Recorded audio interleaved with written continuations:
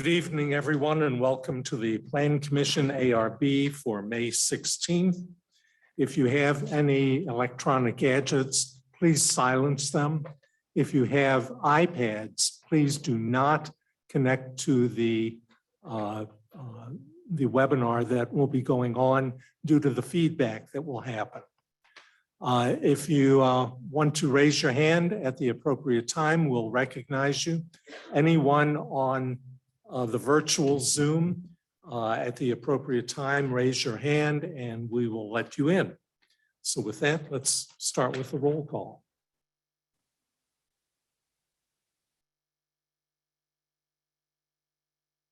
Here.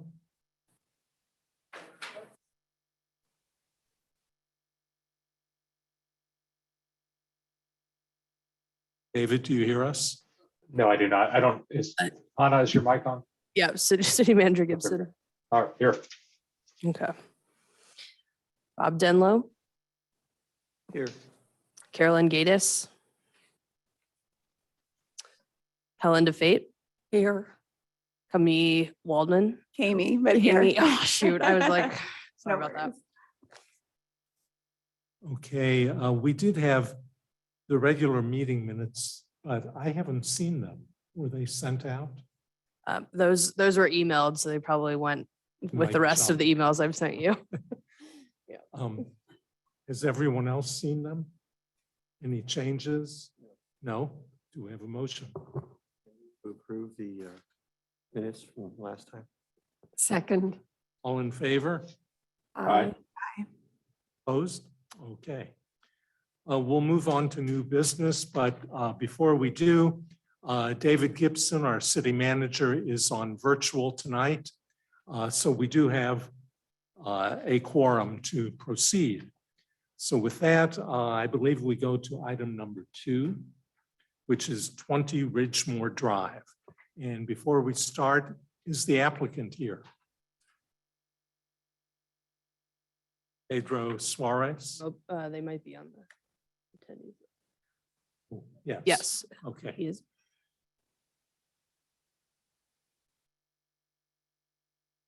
Okay, we can get going. Okay. So the first item, well, the second item on the agenda is 20 Ridgemore Drive, and this is an architectural review board request for a front yard retaining wall. The property is zoned R2 single family dwelling district and is improved with a 2-story single family house. The applicant is proposing to replace the existing retaining wall along the north side of the driveway, extending beyond the front line of the house into the front yard. In your packet is the criteria for review of front yard retaining walls. The proposed 3-piece block system will match another wall along the driveway that's found in the rear yard. The proposed wall also conforms to the city's architectural guidelines. Staff's recommendation is to approve as submitted. Okay, thank you. Pedro, could we let him in? Do you have any comments? No, I don't. I appreciate the expediency of the approval. Thank you. Okay. I really have minimal comments. I looked at the site as well as the information given. I think it's the proper use of the material to match up with the existing walls. So I have no problem. We'll go down the row. Bob? I don't have any problem with the project as well, and no further comments.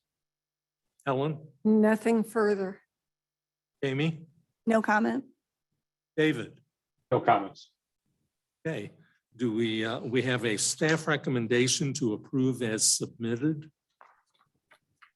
We have a motion. I move to approve the staff recommendation to approve the plan as submitted. Second. All in favor? Aye. Opposed? Okay. Thank you, Pedro. Good luck Thank with you. the work. Thank you so much. You're welcome. We can move on to item number 3, 750 Wenneker Drive.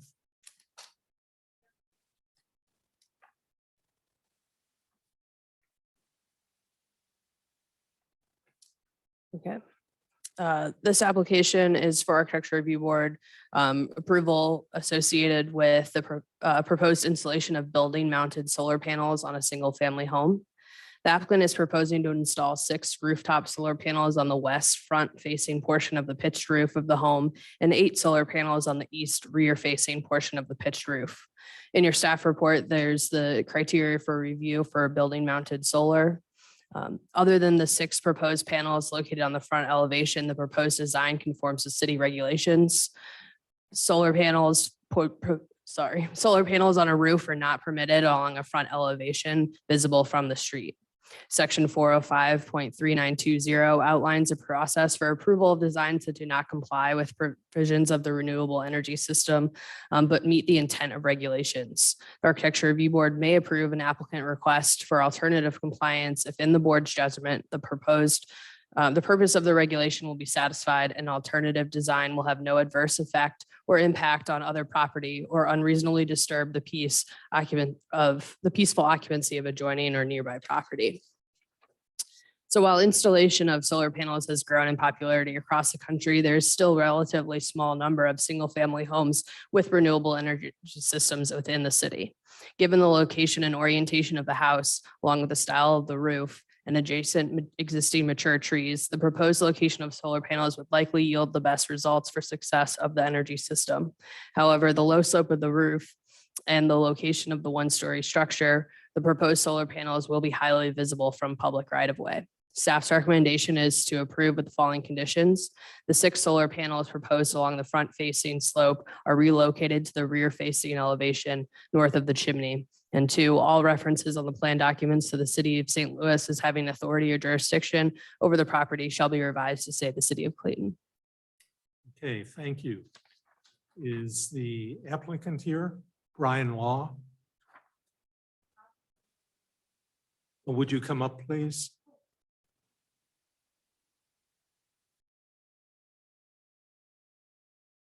And if you would give us your name and speak into the microphone with a little green light on it. My name is Erica Gooseby. And you're the representative of the owner or Power Home? Power Home Solar. Did you get her name? Okay. Do you have anything to add?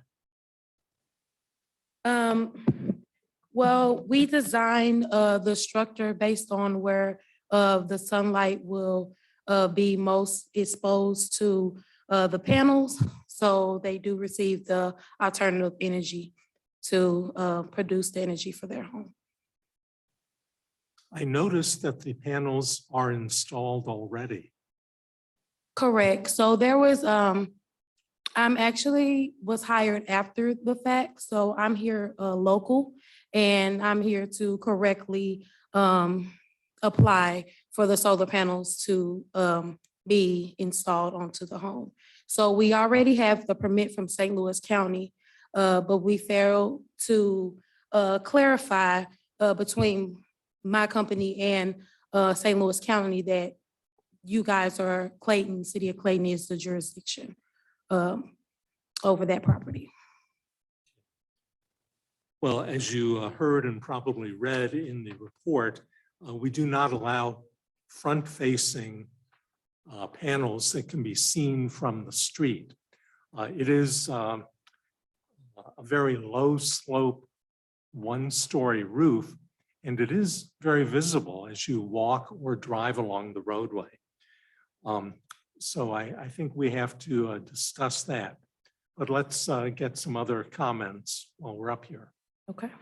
I just want to make sure, Erica, so if we would approve it with the solar panels going on the other side, does that mean you would have to take them out where they are now and put them on the other side? Are you asking us to like make the changes that are proposed or recommended? Yes. Okay, are we able to do that? Yes. And is it your position that if you were to do so, we would not be maximizing the sunlight on the solar panels? Well, I'm not certain of all the calculations, but I can double check on that. Well, I guess I want to make sure that the homeowner. Hi, excuse me. Yeah, can we speak? My name is James, homeowner. I'm sorry. It's the. The homeowner is speaking. Oh, James? Go Yeah, ahead. can I speak? Can you hear me? We hear you. Okay.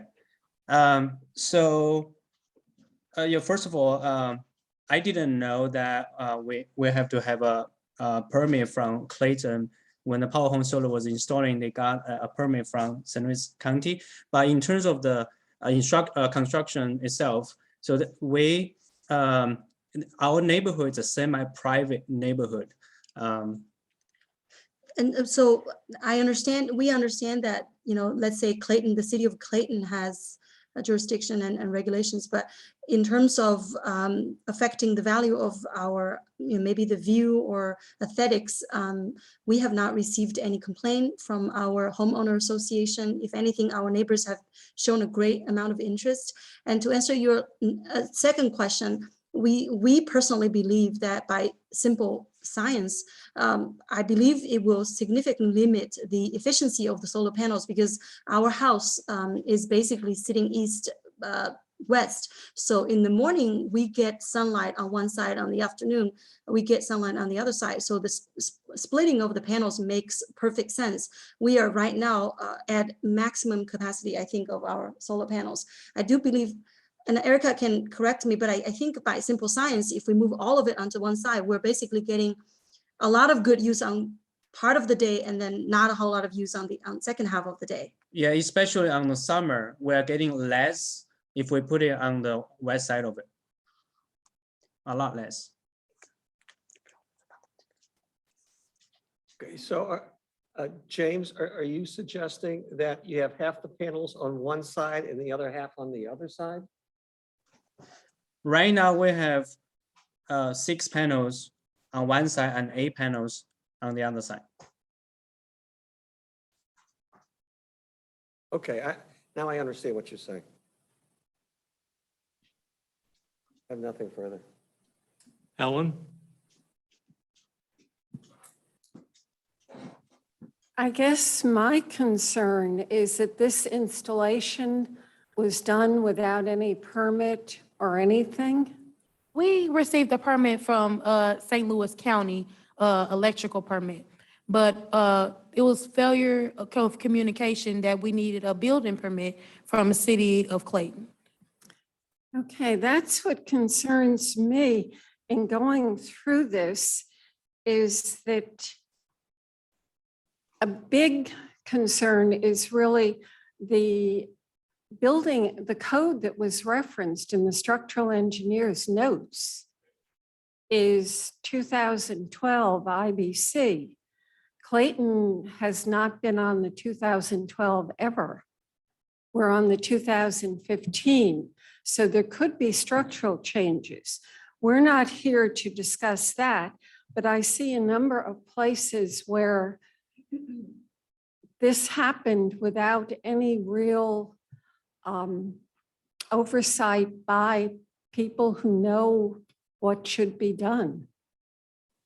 Usually the design team try to use what jurisdiction requirements are when doing the structural. So that can always be updated, and we can abide by the city of Clayton structural. But far as the communication goes with St. Louis County and the permitting, we applied for both building and electrical there, but we was told that it was 2 in 1. And I kind of picked on up, it wasn't.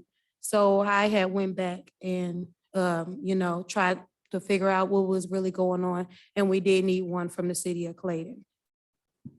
Okay, well, the city of St. Louis is referenced in the documents, not even St. Louis County. So that's all I have. Jamie?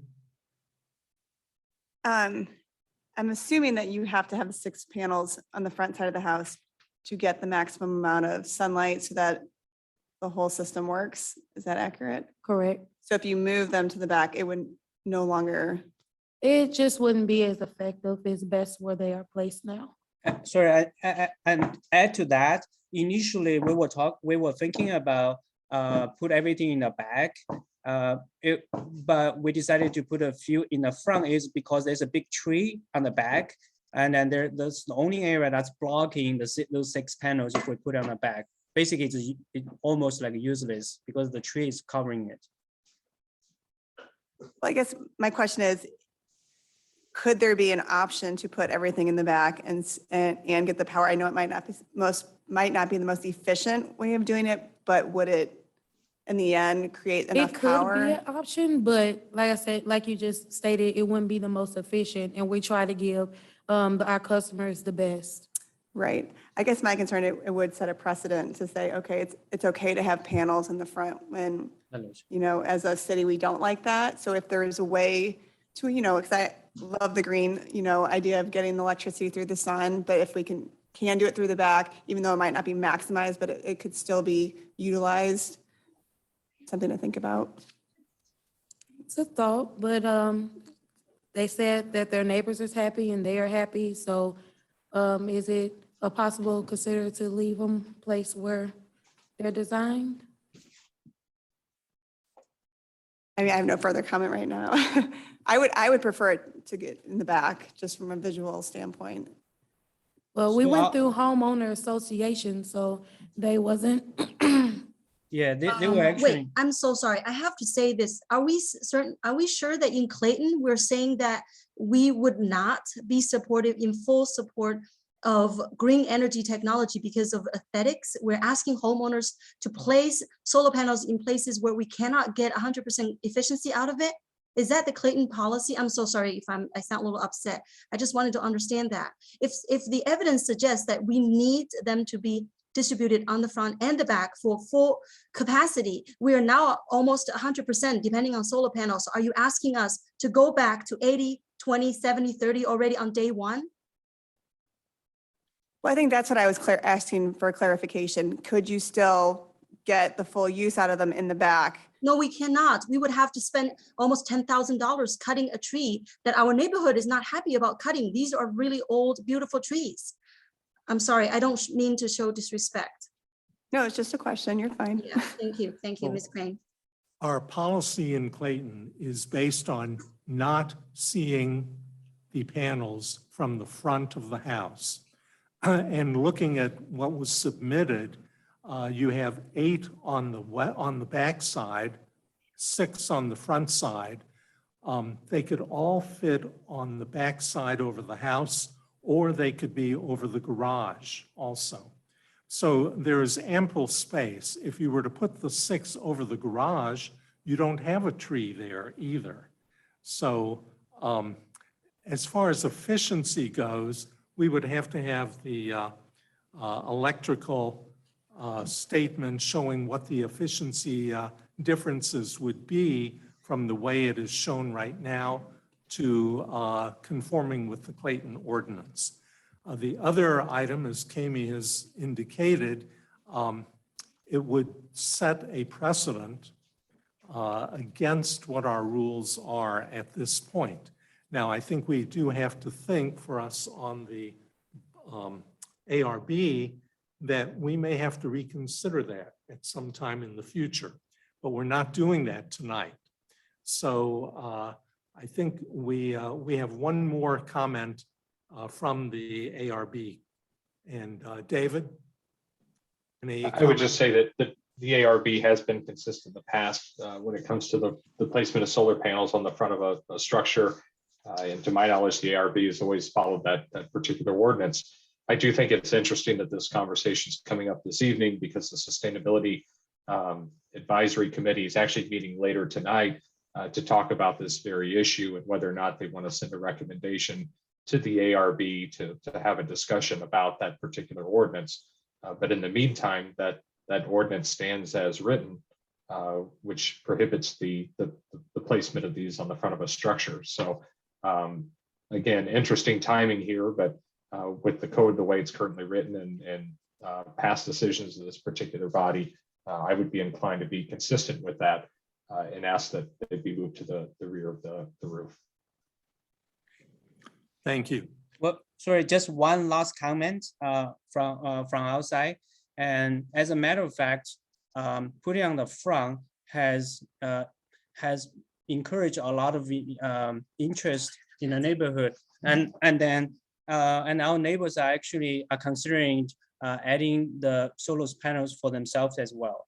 And then we had 3 backup last year, and our neighbors are actually pretty excited, say, well, you guys are doing this, and we'll come to your house to charge our devices, if there's a backup again. And then some of them are actually considering, if you put everything in the back, they cannot see it. And then it's not helping with the promotion of the renewable energy, right? We also have a homeowner association meeting coming up. I'm more than happy to actually ask people to see if they feel, as our neighbors, that placing the panels on the front have actually affected the aesthetics of our neighborhood. I do think that the policy feels a little bit not arbitrary, and also I just wanted to say that comment again. We can, let's say we don't have a tree blacking, but it still gives us only the east or the west side of our house. And we know that the sun goes around during the day. Even right now, our front of the house gets great exposure, but there's nothing going on in the back. So from now on, for the next few hours, we're still benefiting from the panels. But if we move them all to the other side, the last few hours till the rest of the day is gone, I think, at least not as strong. Okay. We do have another hand that would like to speak. Kathleen? Kathleen, thank you. Thank you. I would just like to, I guess, register my support of the homeowners. While I understand that they did not get the required permits, and what they should have done is gotten the permit and requested a variance. There are homes in Clayton that have solar panels on the front that are visible from the street. There are 2 within not really throwing distance of my house, but I'd like to, if the homeowners would like to walk over to North Central Avenue and see one of the new builds that's on the west side of the street, they could maybe say, hey, ARB, what about this house? Or they could walk up on Bemiston, and on the east side of the street, the house that's 2 south from Pershing has solar panels, a huge array that's visible from the street. And I understand that the ARB deals a lot with aesthetics. And I can understand that they don't want people to just go ahead and violate code. But I think you might be being a little harsh with the homeowners, and maybe you could require them to get the required permits and apply for a variance. But asking them to move solar panels at this point in time just seems counterproductive, and they are doing the right thing for our community and for our climate. And I will shut up now, and that's all I have to say. Good job, homeowners. Thank you, Kathleen. We do have another Chairman. person who would like to speak, if you'd come up. Ms. Gunn, may you provide your address for the record? Am I still muted? No. Okay, 329 North Bemiston Avenue. Thank you. If you'd give us your name and address. Yeah, my name is Stacy Weems. I actually work for Pink Energy. We were doing business as Power Home Solar, so we are the company that installed the panels. And I just wanted to talk a little bit about like the placement of them. It's not really so much choosing like putting them in the front or the back. It's they're supposed to be south facing, and basically the engineers look at the pictures of the house, look at the directions, and then they come up with the design for it. And then, we're supposed to get them stamped and stuff like that from, the city of Clayton, or whether it's St. Louis County or wherever. So it wasn't, I don't want to say intentionally trying to not pay attention to your city ordinances. It was just for like the best and most efficient way to get them the most possible sunlight during the day.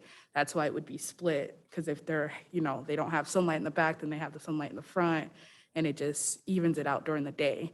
Now, if we were to move the panels to the back, it would definitely take away from the efficiency of it, because the way that they're designed is for max efficiency. All of our designs are like that. So it's our own company, our own engineers, our own design team. So, I mean, if you guys wanted it to go into revisions, then, it would be a lot. I don't want to say it would be a lot, because if we had to move them, we could, but it just wouldn't give them the best of what they already have, so. Thank you. Did you get the name?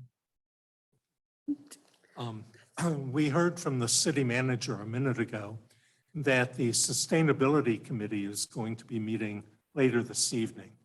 And I'd like to ask council, would it be proper to table this until we can see what the Sustainability Committee might be suggesting and then work on it from there?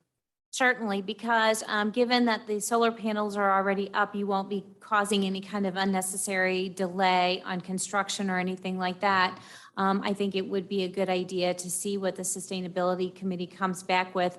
Also, it might be a good idea to table, because I believe that the idea was raised that the applicant could also consider a variance. They might want additional time to consider that. Thank you.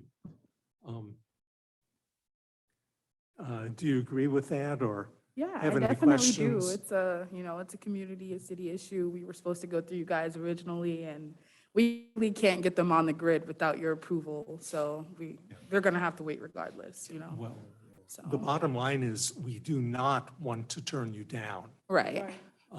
So we're looking for a way to get around all the issues. Do we have a motion to table?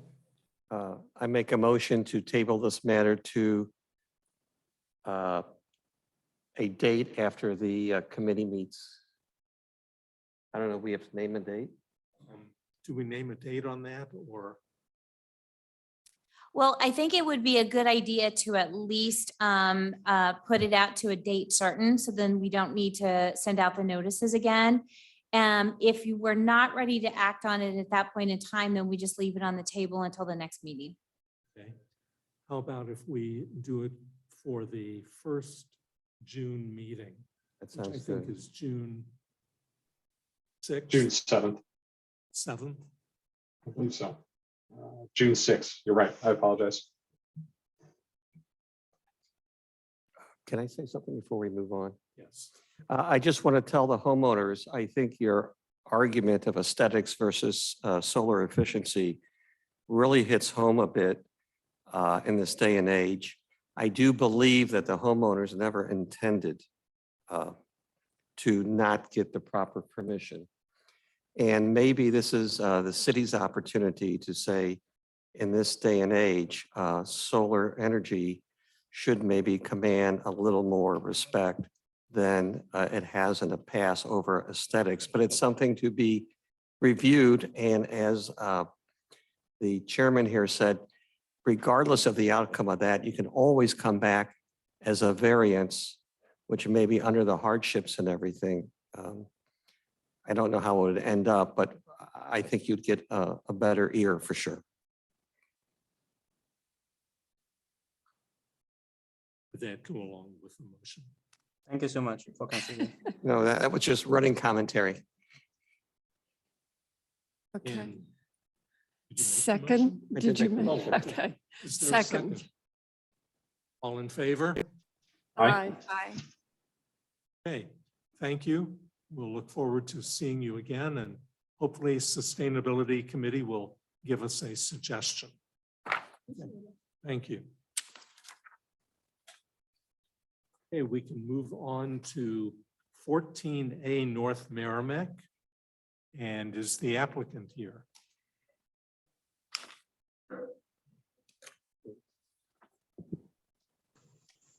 Hello, we're here.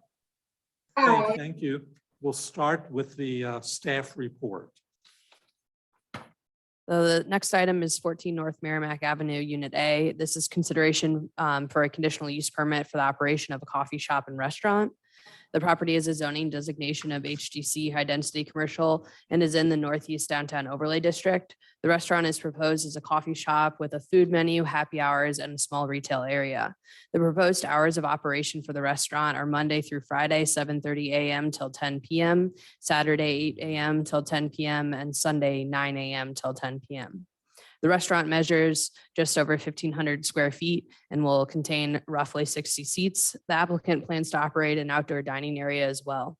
Off-street parking is not required for restaurants located in the central business district measuring less than 3,000 square feet. Trash and waste will be handled using the existing dumpsters in the rear of the building. Deliveries will be made to either the front door or the rear off of the alley. In terms of compatibility, the property has previously occupied a restaurant use and is located just adjacent to other restaurant uses, as well as hotel, office, and retail uses. Staff is of the opinion that the proposed use is compatible with the surrounding area. In terms of traffic and parking, as previously noted, additional on-site parking is not required due to the size of the restaurant. The proposed use is not likely to affect transit movements. Staff is of the opinion that there will not be significant increases in demand for fire and police protection services. As far as noise, lighting and odors, the proposed restaurant is not likely to generate more noise than adjacent restaurants or coffee shops. The site is also surrounded by office, hotel, and retail uses. At this time, there do not appear to be any adverse impacts associated with the restaurant use. In conclusion, staff is of the opinion that the restaurant meets the requirements contained in the regulations governing conditional uses, and staff recommend approval of the conditional use permit to Board of Aldermen. Okay, thank you. Ashley, do you have anything to add to the staff report? Hi, we just wanted to introduce ourselves. My name is Ashley Morrison and I'm Julie Keene. Together we have, 25 years in the restaurant business. And we're super excited to introduce this concept into Clayton. We feel it'll be really, really well received, both with the residents as well as with, the staff in downtown Clayton. Depending on whether or not you guys would like to hear it, we're happy to go through our business plan and give you more information if you would like. Okay, thank you. I thought the staff report covered everything very well. I looked at the site. I see you already have the name up on the window, not a permanent sign, but I think it's a great use for that location. We do have other restaurants and a hotel and office buildings that are contiguous to it. So I think it could be a very good addition to that area on North Merrimack. Thank you. So I'm definitely in favor of it, but let's see what our other planning commission members say. Ashley, you can't have enough coffee houses in Clayton. I wholeheartedly support you. Yes. Thank you. We agree. It's going to be the best coffee. And a very swanky environment. We're excited to show everyone. Ditto the previous comments. Amy? Yes, I'm very excited for you guys to be in this space. It's a great location. And again, more coffee shops, the better, really. Thank you. David? Looks good. I don't have any comments. Thank you. We do have a staff recommendation to approve the conditional use permit and send it to the Board of Aldermen. I move to approve the conditional use permit and as per the report, to have it sent to the Alderman. Second. All in favor? Aye. Aye. Opposed? Okay. Good luck with it. When will you be open? Well, hopefully a month. Hopefully within, yes, we're just waiting on a permitting issue for, the permit, but yeah, we are shooting for June 15th. We're running. We'll be in line. Awesome. Thank you so much. Thank you. Okay, we can now move on to items 5 and 6, 8120 Kingsbury. Looks like Mike, you're here. Yes, Good. yes, I'm Mike Thompson. I'm the architect, Thompson Design Group for 8120 Kingsbury. Okay, we'll start out with the staff report on the site plan. So this is a review of a site plan associated with a new single-family residence. The 6,000 square foot site is located on the south side of Kingsbury Boulevard between North Forsyth Boulevard and North Brentwood Boulevard. The property has a zoning designation of R2 and is located in the Clayton Gardens Urban Design District. The proposed project consists of demolition of the existing house and construction of a just over 4,000 square foot single-family residence with an attached garage. The height of the proposed residence is 29.9 feet as measured from average grade to the mean height of the roof. In terms of compatibility, the surrounding properties contain single-family homes. The project meets the setback height and impervious coverage requirements of the R2 district and of the Clayton Gardens Urban Design District. The plan shows AC units to be located at the southwest corner of the house, screened by landscaping and fencing. In terms of stormwater drainage, the Clayton Gardens Urban Design District limits impervious coverage to 40% of the total lot area and allows an increase in that coverage based on garage placement. The existing impervious coverage of the site is 48.7%, and the new plans increase the impervious coverage to 49.9%, which does conform with code. The front yard coverage is proposed at 25%. Existing stormwater runoff, according to MSD 15-year 20-minute calculations, is 0.36 cubic feet per second. The proposed runoff is the same. The Public Works Department finds the stormwater plan acceptable. The proposed landscape plan provides an attractive planting design of trees, shrubs, perennials, and ground cover. The proposed plan provides 240 square feet of canopy coverage above the minimum requirement. The plan also provides for 40% native trees, which is also above the native requirement. As far as utilities, the proposed plan has been deemed acceptable. Exterior lighting is proposed at all doors, including gas lanterns to frame the front door. In conclusion, the height setback and impervious coverage as proposed are in conformance with the requirements of the R2 single-family dwelling district and the Clayton Gardens Urban Design District. Stormwater will be adequately managed on site, and the landscape plan features plantings that are appropriate for the size of the site and the character of the neighborhood. Staff is of the opinion that the project meets the criteria for site plan approval. Staff recommends to approval with the following conditions to be reviewed and approved by staff prior to the issuance of a building permit. Revise the civil demolition plan to include the tree protection fencing located inside of the front yard, in addition to the fencing in the right of way, with a note that fencing must be in place prior to the start of any demolition or grading. Okay, thank you. Mike, do you have any comments? No, I think they covered it, and yes, we have no problem at all with those stipulations. Okay, thank you. I do have a couple questions. One of them is about water containment on the site, because when I looked at the lines on the site, it looked like water would be going from your site to the south and to the west. And I don't know if the engineer is here with you. Oh, No, he's not, unfortunately. okay. I just got what they said, that yes, it was all going to be contained on the site.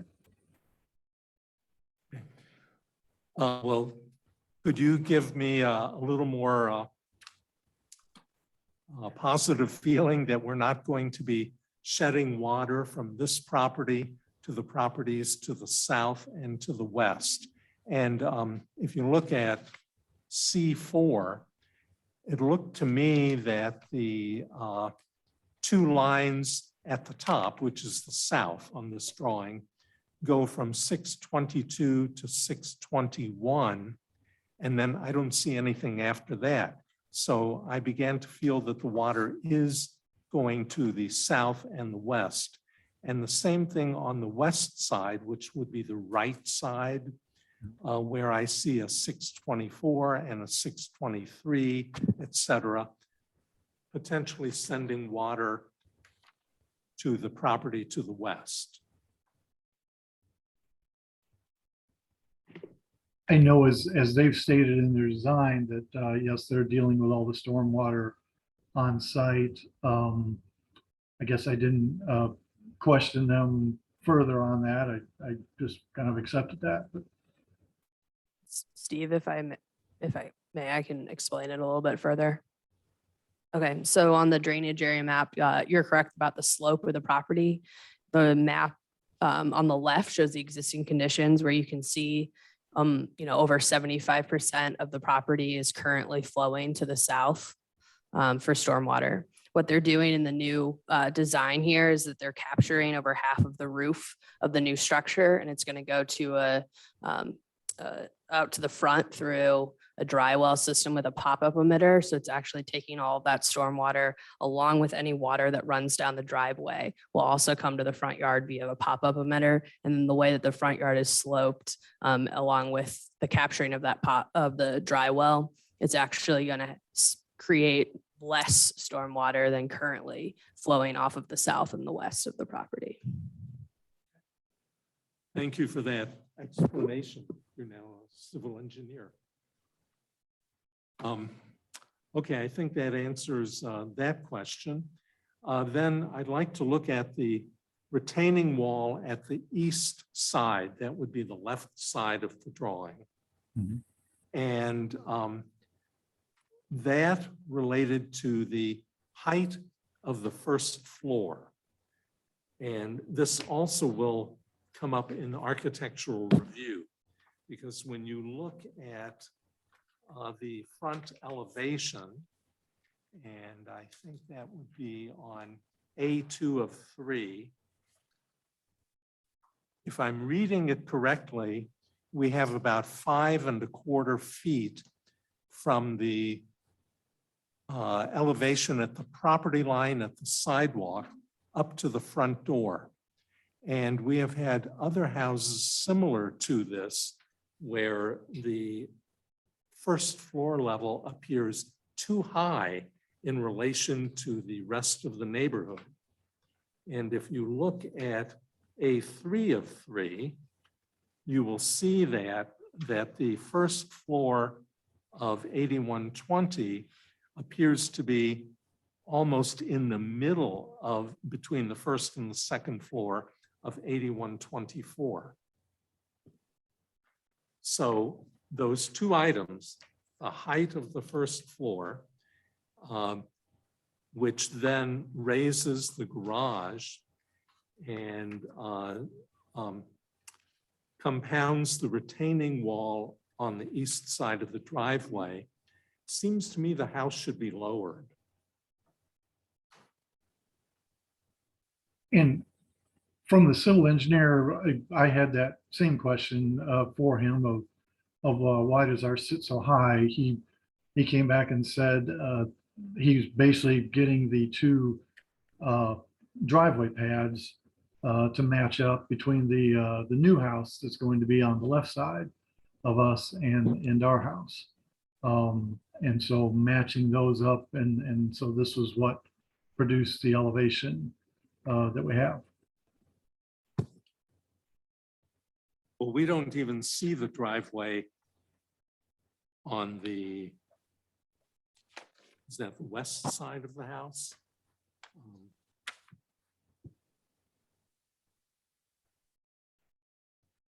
But there would still be a retaining wall between the two driveways. Is that correct? Not on the plan that I saw, no, it would not be. And why are we talking about a retaining wall at all? Well, there's a retaining wall from the backyard of our house. Of course, because the driveway is a story down, is going down to the basement level.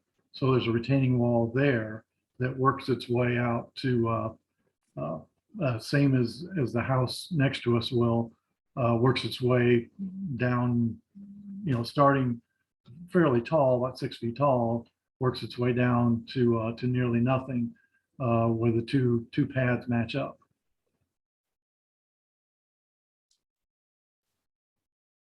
Okay. So then if we go back to A3 of 3, I'm still reading that the first floor of 8120 is above the first floor of 8116. Is that correct? And I know that's a question that the staff came back with, and I asked of the civil engineer, and that was the answer I got back, that he's matching up the two driveway paths. Okay. Well, Which is what we would want to happen. Now, that can be checked, and if for some reason ours is above the other one, no, that's not what we want. Certainly, it will look better if both driveway paths essentially match together. I would agree it would, but at the same time, 8120 looks much higher than both the new house at 8116 and the existing house at 8124. And just down the street, we went through that issue a year or so ago, and the house was lowered, so we didn't have such a high grouping of steps, and it wasn't 5 feet higher from the sidewalk up to the first floor. So let me leave it at that and see what our other plan commission members have on the site plan. I don't have any comments. Nothing? Helen? No questions on the site. Amy? No questions either. David? I don't have any questions. Thank you. Okay, we do have, Anna, do you have any further questions on that? No.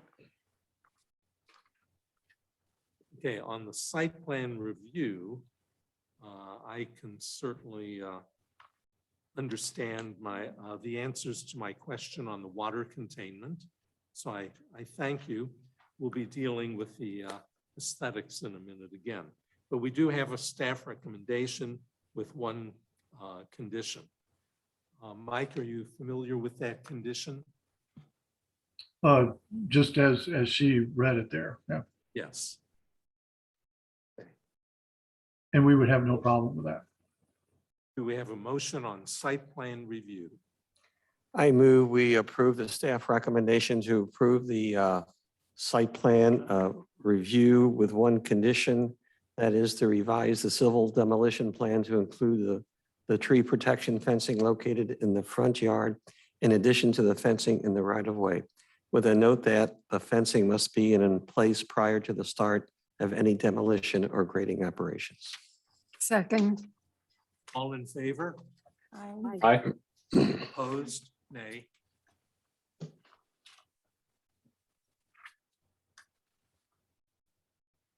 And now we can move on to the architectural review for 8120 Kingsbury. So for architectural review, the basic massing of the proposed two-story home is articulated on all sides with windows and doors. The proposed massing and appearance are similar to other newly constructed homes in the area and on the subject street. The home to the east is under construction and roughly the same height as the proposed home. The existing home to the west, 8124 Kingsbury, was constructed in 1938 and is approximately 5 feet shorter than the proposed home. To help mitigate the difference in height and design of the proposed house compared to the adjacent house to the west, the applicant has proposed increasing the side yard setback by 1 foot, resulting in a setback of 6 feet instead of the minimum 5 feet required. In addition to the increased setback, the applicant is proposing to plant 4 evergreen trees along the west facade. An increased setback and landscaping are recommended techniques outlined in the Clayton Gardens Urban Design District.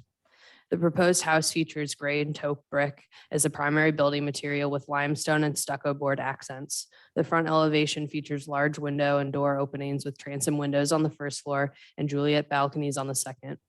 2 stone accent bands are also proposed on the front elevation, with the banding continuing to the edge of the left and right elevations. The side and rear elevations also incorporate the use of stucco on the cantilevered portions. The proposed roof is clad in asphalt shingles, charcoal in color, and double hung windows are proposed. A 9-foot wide paved driveway is proposed on the east side of the home that leads to the side entry grade garage, and a black paneled garage door is proposed. A stone retaining wall is proposed at the end of the driveway. A 42-inch decorative metal fence is proposed along the top of this retaining wall. In conclusion, the project as proposed is in conformance with the requirements of the R2 Single Family Dwelling District, the Clayton Gardens Urban Design District, and the Architectural Review Guidelines. Staff is of the opinion that the design is compatible in terms of mass height and design with existing nearby homes and recommends to approve as submitted. Thank you. Mike, any comments on the ARB?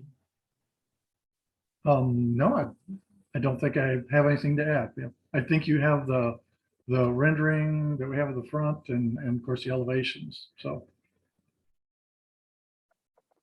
yeah, we do have the elevations, and we also have the context drawing. So that's what we're going on. I think it's a good looking house. My only concern is it seems too high related to the rest of the houses on the street. And I go back to the 5 feet 3 inch plus or minus differential that puts that high stairway in the front of the house. And that stairway, we have about 2 feet of rise from the sidewalk up to the baseline of the stair. And then the stair is about 3 feet 3 inches high up to the first floor. So that's a pretty good change, but I'm concerned about that. Bob, any comments on the architectural? Generally speaking, I will say no, but I am hearing what you're saying about the height definitely being an issue. And I'm wondering, is it going to be like a mountain on the hill sort of for the block, or is it just a minor issue? I don't have a good feel for that. Well, when we look at the drawing, the way I'm reading it is there's a gentle slope from the sidewalk up to the stairway. Some of the other houses mitigate that by making a steeper slope and a shorter stairway, which makes the house look lower on the site. But when I compare it to the houses on the context drawing, it just seems to be very high.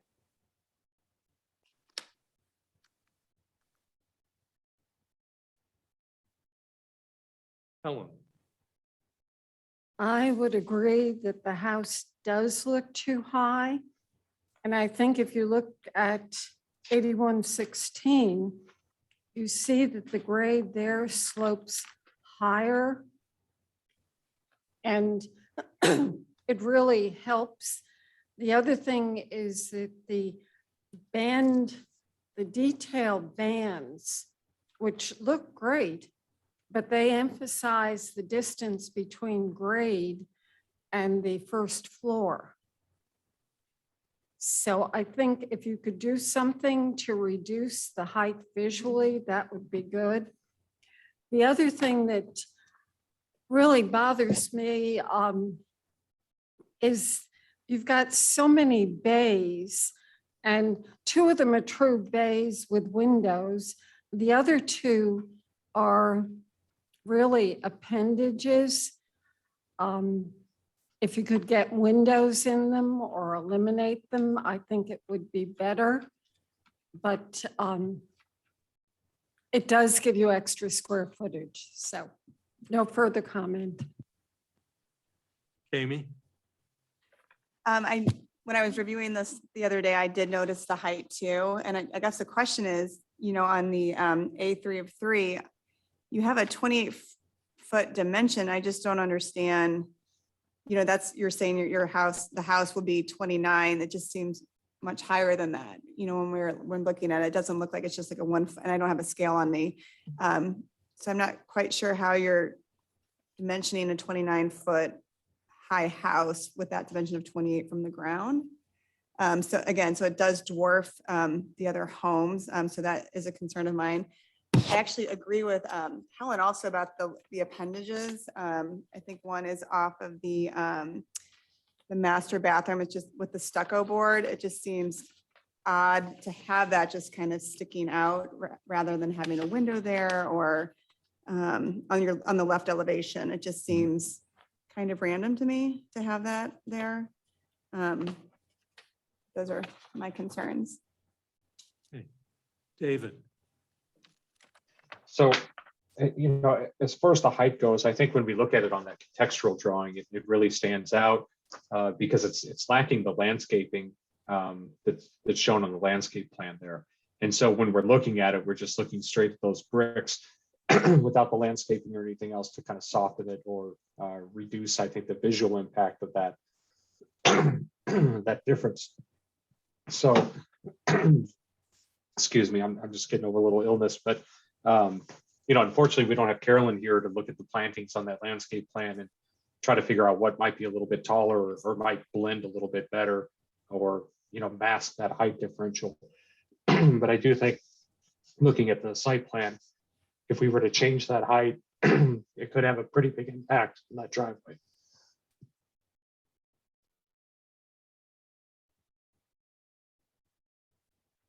Thank you, David. Anything further? No, thank you. Okay, Mike, any further comments? I mean, my only comment is I've gone to them and asked once, but I could go back and then I guess more forcefully say, okay, we need to drop the house. What does that take to do it? I think now, obviously, I don't think we can drop the house 5 feet or the driveway really doesn't work. But could it drop a foot or maybe even 2 feet? I think that's possible. Kind of thing. I think the grading can be still worked out then also. I think if you were to look at dropping it some small amount, as well as reconfiguring the land in front and bring it up a little higher, we might get to the point where the house doesn't look so high and it's actually a little lower than it shows on A3.3, A3 of 3 rather. I agree with David on the landscape plan, but we really cannot tell what the height or the density of the bushes that are called out there. I believe they're 2-inch caliper bushes, but looks like some boxwoods and hydrangeas. yeah. I wouldn't know anything else to recommend in that situation. No. So Mike, if you'd like, we can certainly table this, let you get the answers together and come back and hopefully finish it up. Or could we just work with the staff to, I mean, certainly brazing the front yard is not a problem at all.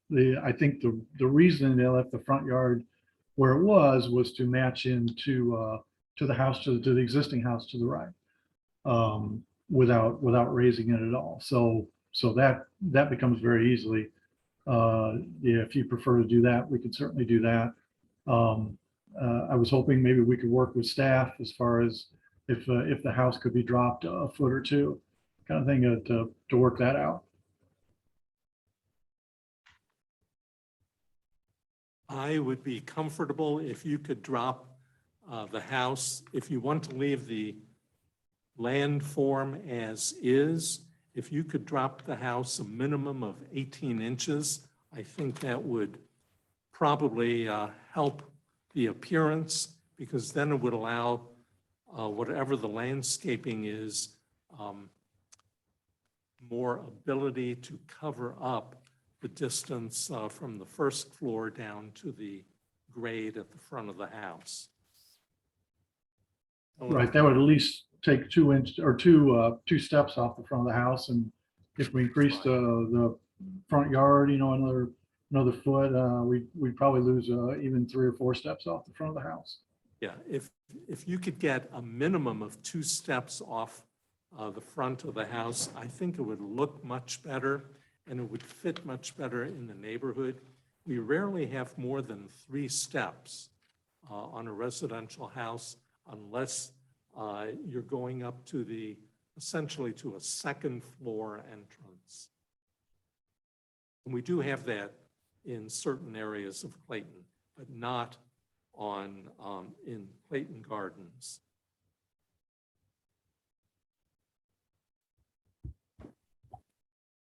Any other comments from the ARB?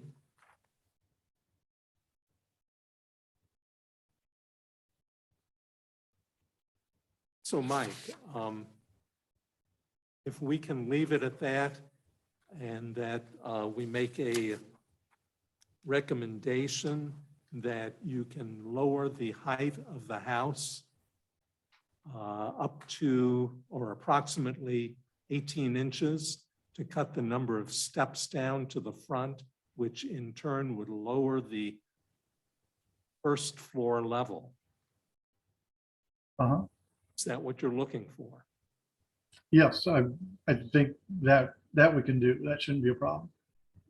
Then we could leave it for the staff review. I do suggest that you use the phrase at least 18 inches instead of approximately, so then they would know that it was 18 inches or more. Did you hear that, Mike? Yes, yep, and that would be fine. So that would be at least an 18-inch drop and a maximum of 3 steps up to the first floor.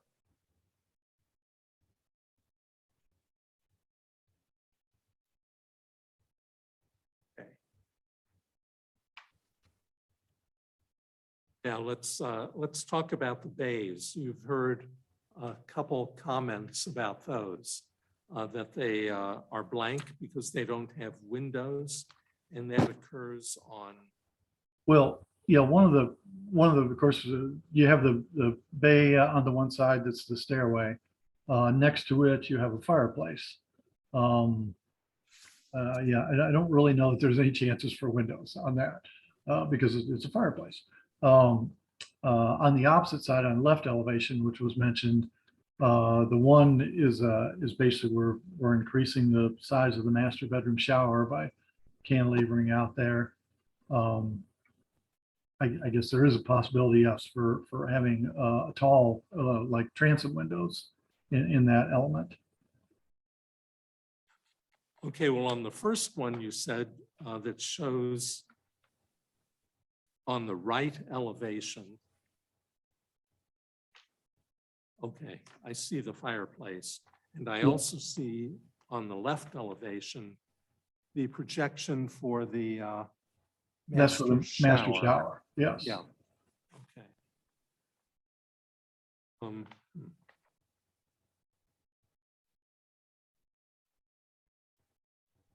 Yes, they are on the side of the house and toward the back.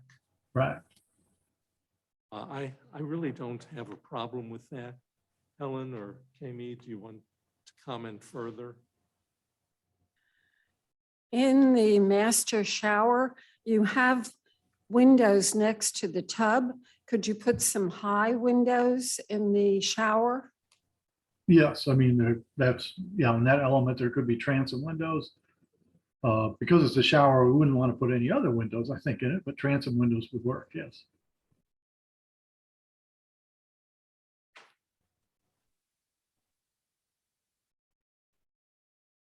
Any other comment on the fireplace one? I don't know what we could do there. No, with the fireplace, the alternative would be to move it into the space there appears to be room to do that. But if the one for the shower had some windows, even if they were up at the high point of the shower, which is where you would want a window if you put a window in, at least it would give a reason for the bay other than to pick up some square footage. I mean, yes, we So- could, most of the windows on the second floor of that house, it's a 9-foot second floor. They start out at 8 foot 3 inches. So I could do a 2-foot tall window there and still the bottom of the window would be 6 foot 3. Obviously somebody showering there wouldn't feel like they're, standing in front of a window. Now, that would be fine. It would look more like the bay, a bay usually does.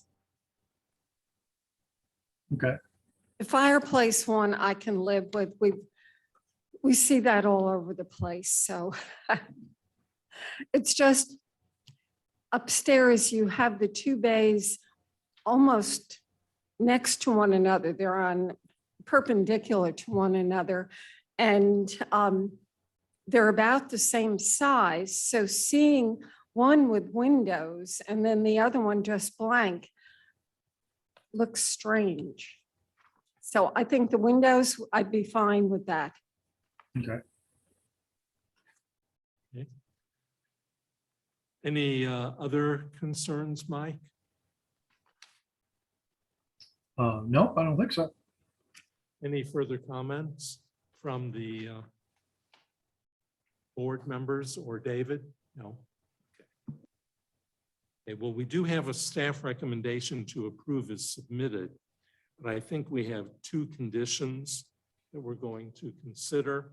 One being windows in the left elevation at the shower projection.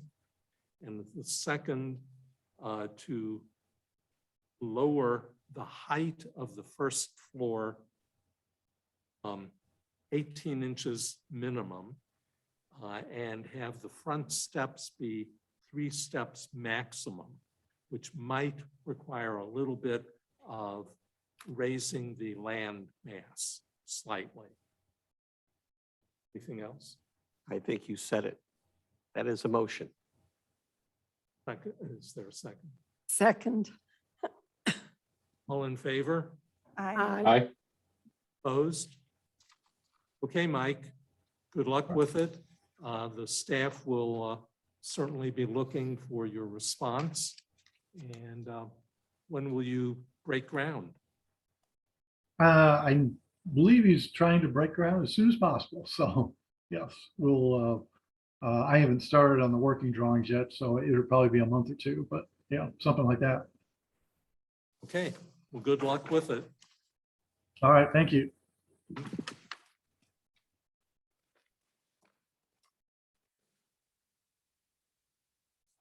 Okay, now we've come to item 7, which is 8250 Forsyth. And let's see. Ready. Yep. So this is a request for a review of a subdivision plat to combine 2 parcels into 1 lot. The subject property is located on the west side of Forsyth Boulevard between Maryland Avenue and Parkside Drive. The lot consolidation request is in conjunction with a new development on the property. The Plan Commission and Architectural Review Board recommended approval of the development at their previous meeting. The proposed plat will consolidate the existing lots into 1 lot to allow for this mixed-use development. The consolidated lot will measure 50,000 square feet, just over. Staff is of the opinion that the lot is consistent with the lots located in the immediate area in regard to size, frontage, and arrangement.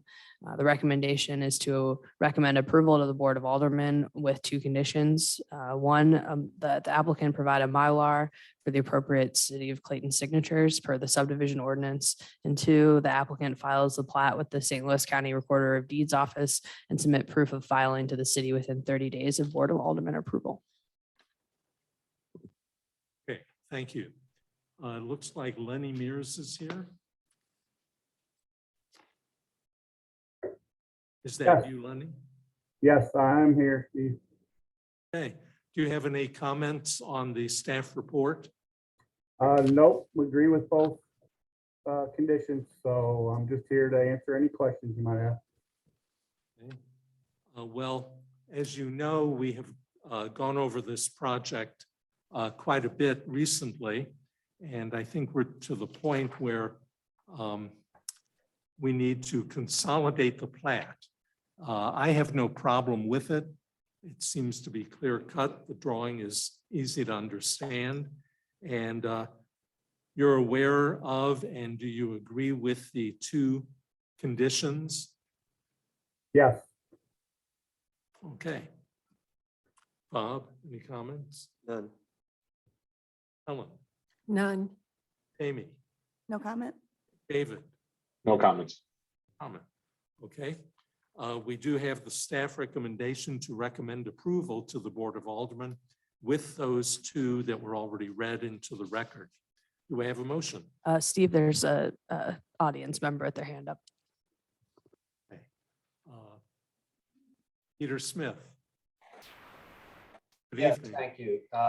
I wanted to ask for comment on item number 5, the Plan Commission consideration, specifically preservation of vegetation. It's my understanding that the city of Clayton is directing the developer to underground the power lines, which we understand would require the removal of 23 plus trees that are on the site currently.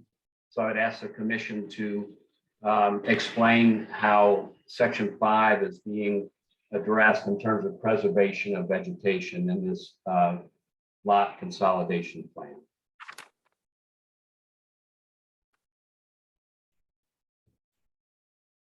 I don't think I understand where section 5 is, or even how it affects the lot consolidation. Well, it's listed under request for city plan commission review on May 16th by applicant Grimes Consulting. And it's a document that lays out the background and project description, the plan commission consideration, the conclusion, and the staff recommendation. So item number 5 says that in considering and acting upon plats and other applicable plans, staff and the plan commission shall take the following objectives into consideration. Lot consolidation itself is necessarily causing the removal of any vegetation there. It's more related to the development itself. And again, that'll be considered at the board next week. Well, I understand, but it is listed in the document for tonight's meeting. And it says in considering and acting upon plats that the staff and the commission shall take the following objectives into consideration. So I repeat, what is the staff and the commission's position on item 5? Because that's part of the consolidation of the plat of the lots. That's from you, the city. Correct. And stemming from the requirement, the ordinance requirement, the utility lines be buried underground. And so again, this is the Plan Commission making a recommendation to the Board of Aldermen. And those lines are going to be discussed at the Board of Aldermen, and those can be discussed with both the plat itself and with the development through the PUD. But I think it's a larger discussion than just the discussion relative to the plat. Again, it's not the consolidation that's causing those lines to go underground, but rather the PUD application, the rezoning application that the board will be considering. Well, I understand that. It's on your document from the city, so I wanted Understood. to pick it up. Understood. If it's not for discussion, then it shouldn't be on the document. So I understand you're not going to discuss it, but I protest the decision. Okay. I think absent a development, if someone were to just consolidate two pieces of property together, that's a little bit different than when it's happening, while at the same time that a large project's being considered. And I think it's an appropriate discussion, but I'm not sure that the plat is the appropriate place for this particular project. Well, again, So I understand what you're saying with it is listed on here. You're absolutely right. I'm just stating my own personal position as a member of this commission, not speaking for the entire body, but I see this as a matter that's going to be addressed with the PUD. Okay, well then I would recommend that you don't include things like promotion of a creative approach to the use of land and related physical facilities resulting in better site layout and development in a lot consolidation meeting, because it's misleading when you put it on your document and then you don't want to discuss it. So either don't put it on the document or be prepared to discuss it. Okay, thank you, Peter. We'll take that under advisement. I'm sure you will. And we'll go. Were there any other comments? No.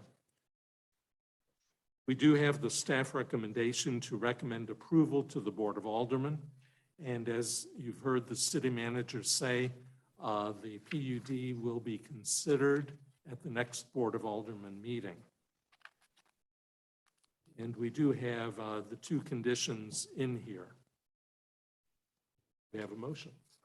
I hereby move to approve the staff recommendation to consolidate the plat with the following conditions: that the applicant provides a Mylar with the surveyor's signature and the property owner's signature for the appropriate City of Clayton signatures per the subdivision ordinance requirements after Board of Aldermen approval, and that the applicant files the plat with the St. Louis County Recorder of Deeds Office and submit proof of filing to the city within 30 days of the Board of Aldermen approval. Second. All in favor? Aye. Opposed? Okay. Thanks, Lenny. Thank you. Now, before, let's see, we have 5 more items, including a public hearing, and I'd like to take a 10-minute break and then come back and we'll go into the second half of our meeting. So we'll see you in a few minutes.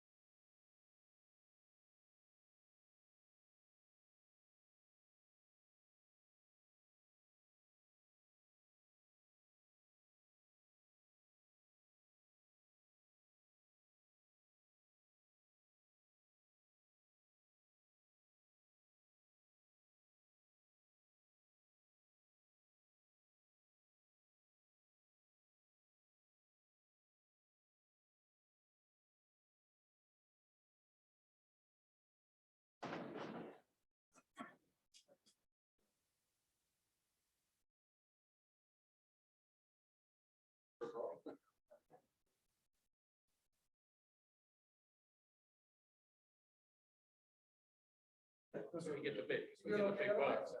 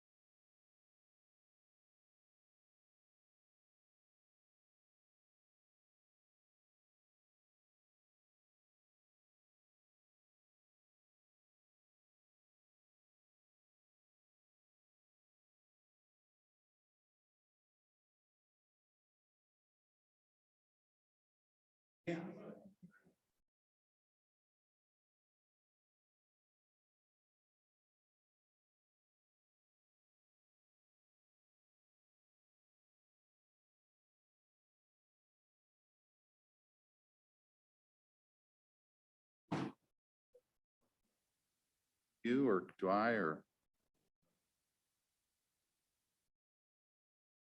There you go.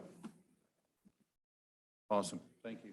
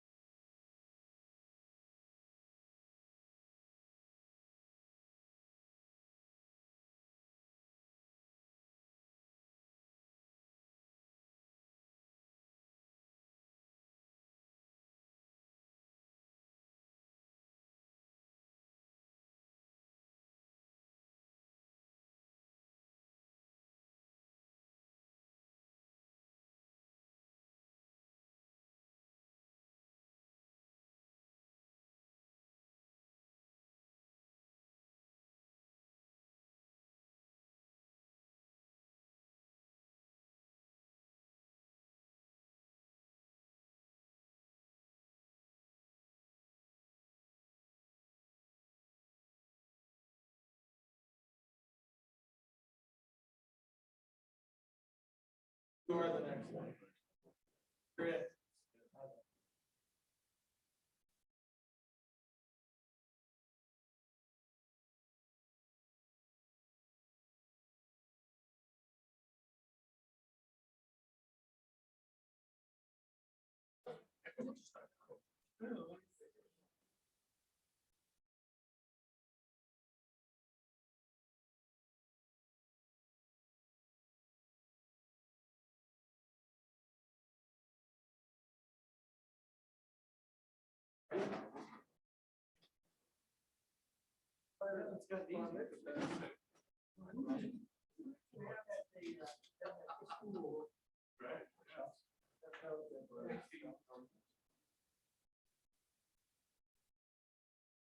Oh, good.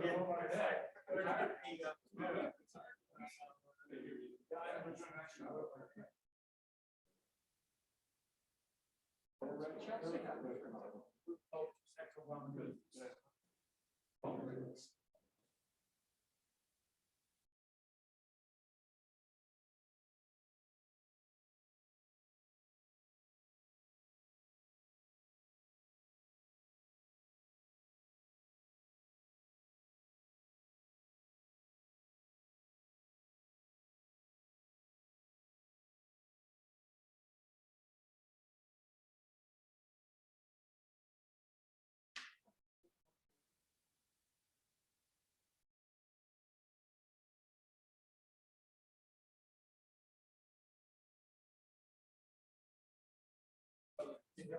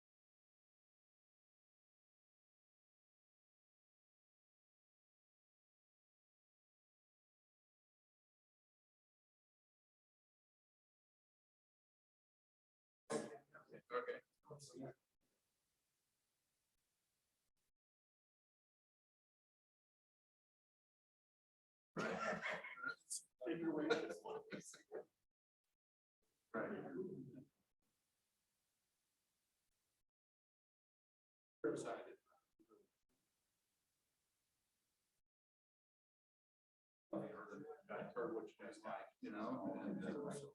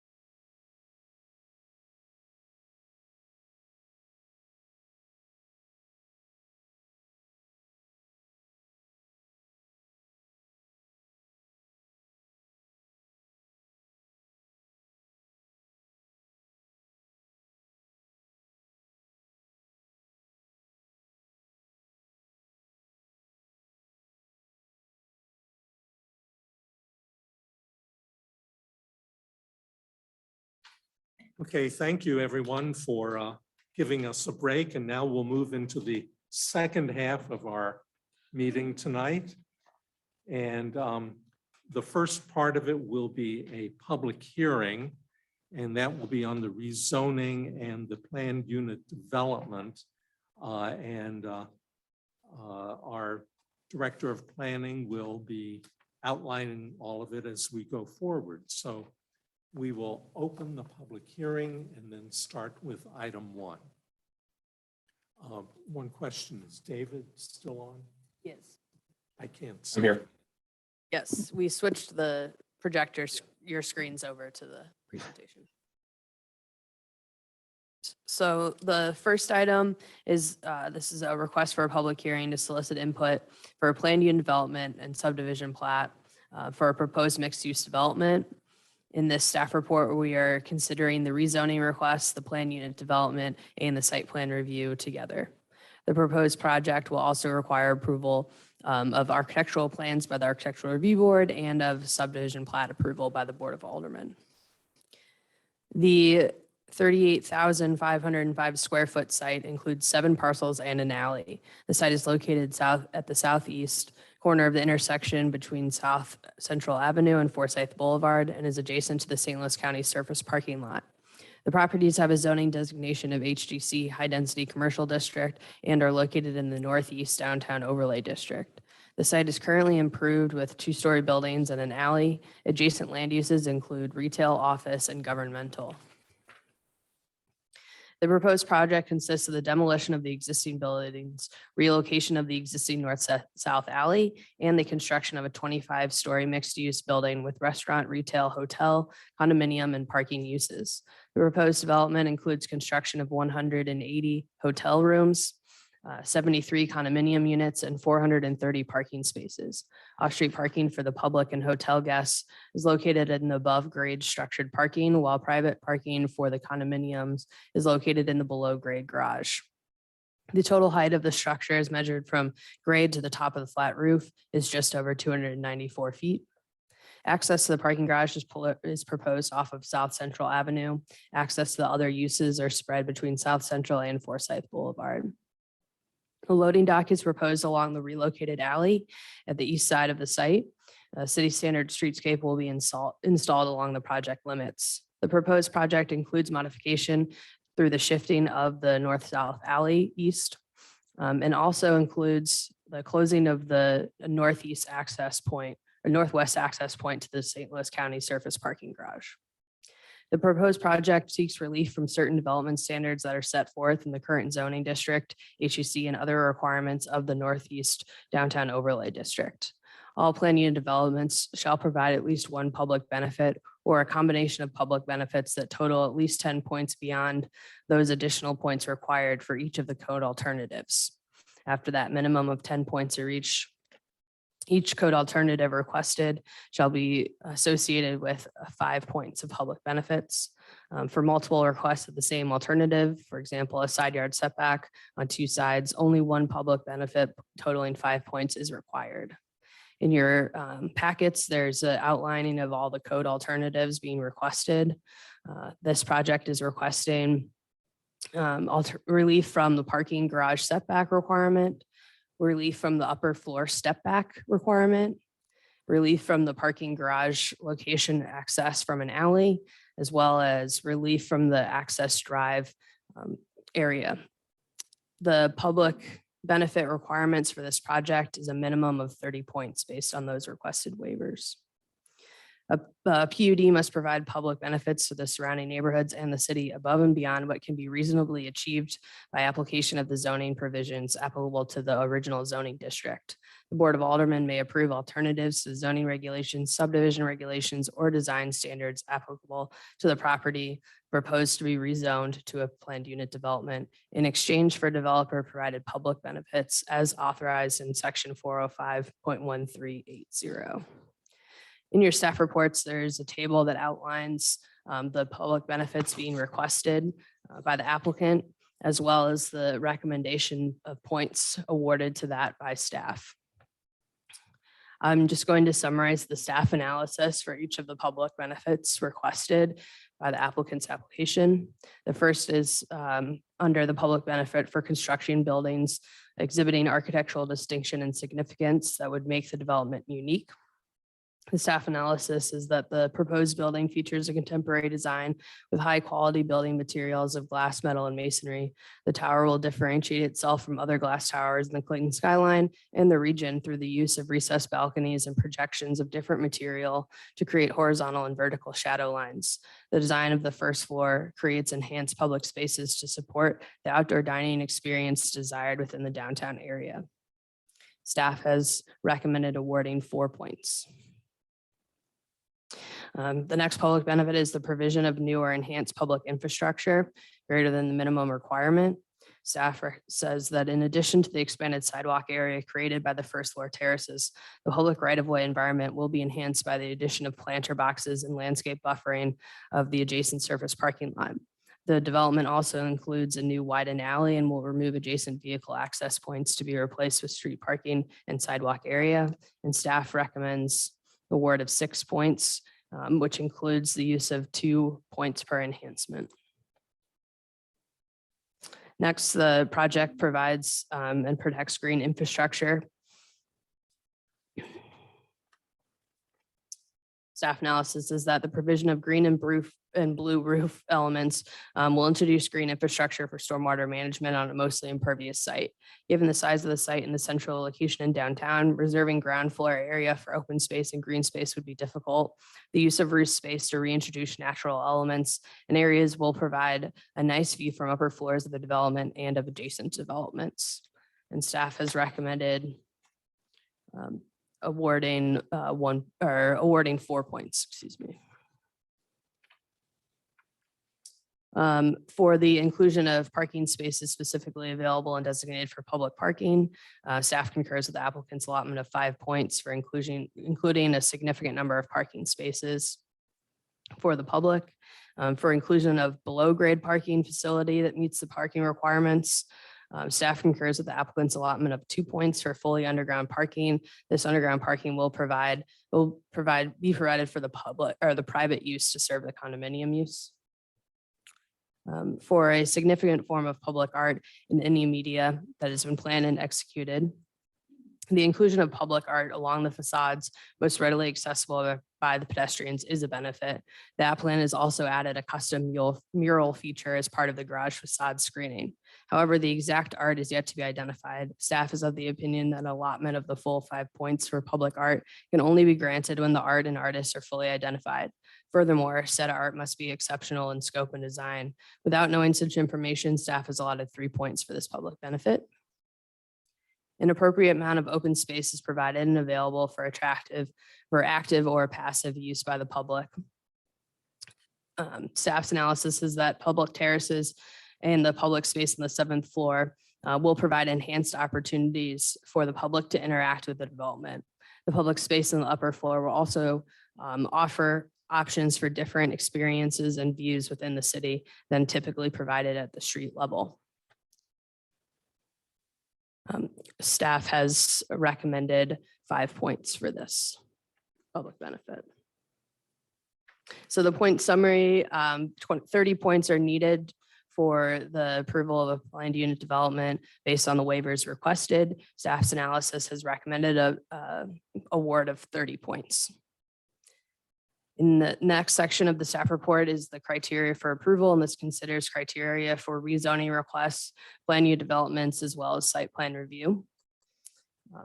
For the downtown master plan, the site is located in North Central District as identified by the downtown master plan. The vision of this district is to grow at a human scale along key pedestrian streets with fine grained development, active streets, and walkable commercial areas.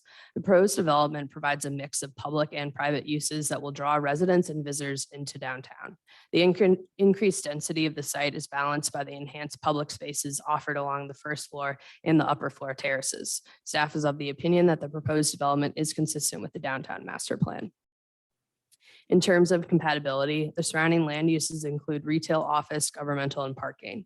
The building is taller than the buildings being demolished on the site. However, the site is adjacent to multiple office towers, including the St. Louis County Office Tower. In terms of stormwater, the green and blue roof elements will provide some stormwater mitigation or detention to slow the flow of water into a sewer system. The applicant is also prepared to provide additional on-site detention or channel protection should it be required by the Metropolitan Sewer District.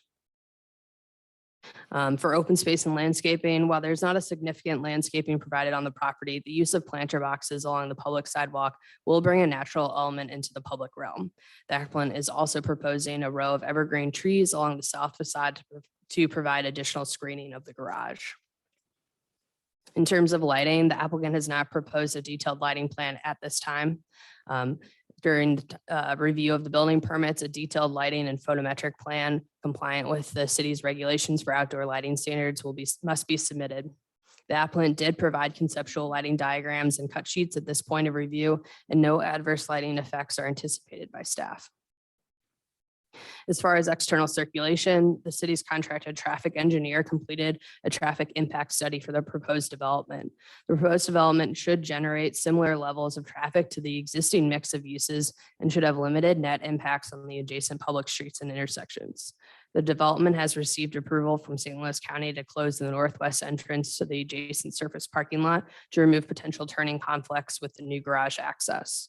There are comments resulting from the traffic impact study that will require additional details and information. Site distance triangles should be provided at the garage access and alley points to verify any impacts of street parking. Additional turning templates should be added to verify the delivery and trash trucks will be able to properly maneuver the alley and loading area. As far as internal circulation, the traffic impact study recommends that additional analysis of the internal circulation under both entry and exit lane combination scenarios is provided to ensure there are no conflict points with vehicle paths for the upper and lower garages.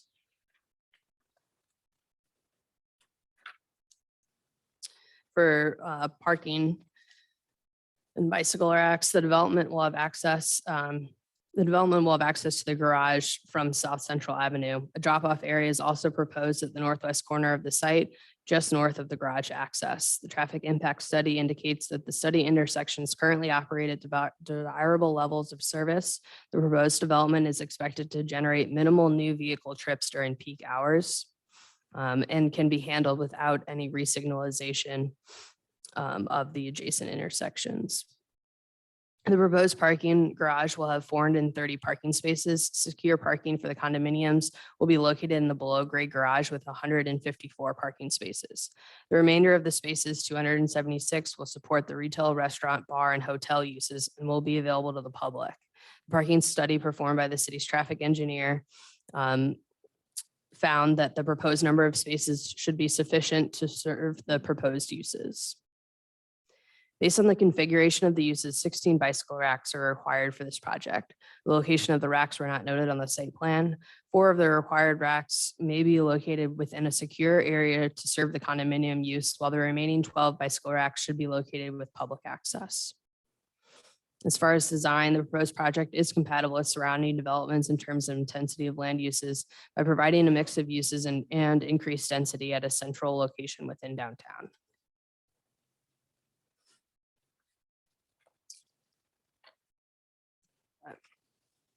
In conclusion, the proposed development will provide a desired mix at a prominent corridor. The development aligns with the vision of the downtown master plan and includes a variety of uses that will help generate visitors and pedestrian traffic throughout the day. The development represents a unique and efficient design conforming to the requirements of planned unit development. Staff is of the opinion that the permitted uses, public benefits, and design of the site and building are compatible with code and the context of the neighborhood. Staff's recommendation is to recommend approval of the rezoning and planned unit development to the Board of Aldermen with the following conditions.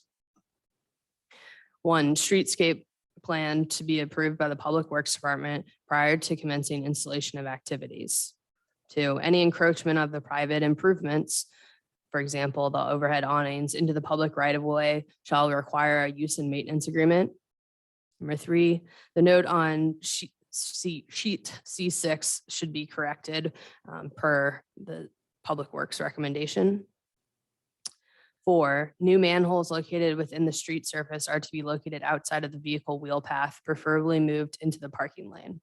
5, on the landscape plan, 2 proposed species of trees are susceptible to disease and damage from de-icing chemicals. Please replace with one of the following species. List has been provided by the city or the Public Works Department. 6, on the landscape plan, item number 8 notes or states soil mix in the tree wells to be CU structural soil. Soil mix in the tree wells shall not be CU structural soil and should be revised to match Public Works recommendation.